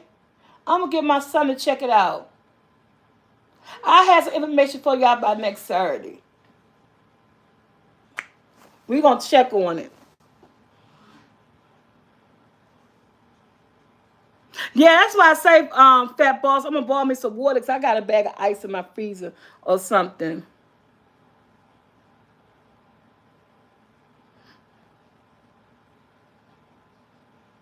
No, I just do it. New movie, Knock at the Cabin. Knock at the Cabin. If you can find what platform and look at that on Knock at the Cabinet with Batista the wrestler. It will hold you. It will have you asking questions at the end. It was very good. It's slow, but it's good. But it also too gets straight to the point. It doesn't leave you just like up to something and take a long time to go in. No, it's not scary. It's not scary at all. It's more like of a thriller. Yes, it was a good movie. I enjoyed it. Me and my son, we enjoyed this. So Knock at the Cabinet. I would say go take a look at that, job. All right, guys. I am out. Love you guys so much. Have a blessed Saturday. Y'all go, like I said, everybody go subscribe to We Are Not Alone. I'll put the link in my pin the link in my comment. Go subscribe. Try to get 1,000 subscribers. I'm trying to try this new channel out for 150 days. For 150 days, I'm gonna try this channel out. When I looked it up, did the research, they say try it for 150 days. And I'm gonna try. Somebody said last day of bingo was September the 21st. I know that's why she keeping count. And that was, yeah, September 21st. Okay. All right, bye Karen, bye T-Tuck, bye Fat Ball Slice, bye Miss McKinney. You guys stay blessed. Bye Susie Q. You guys have a great Saturday.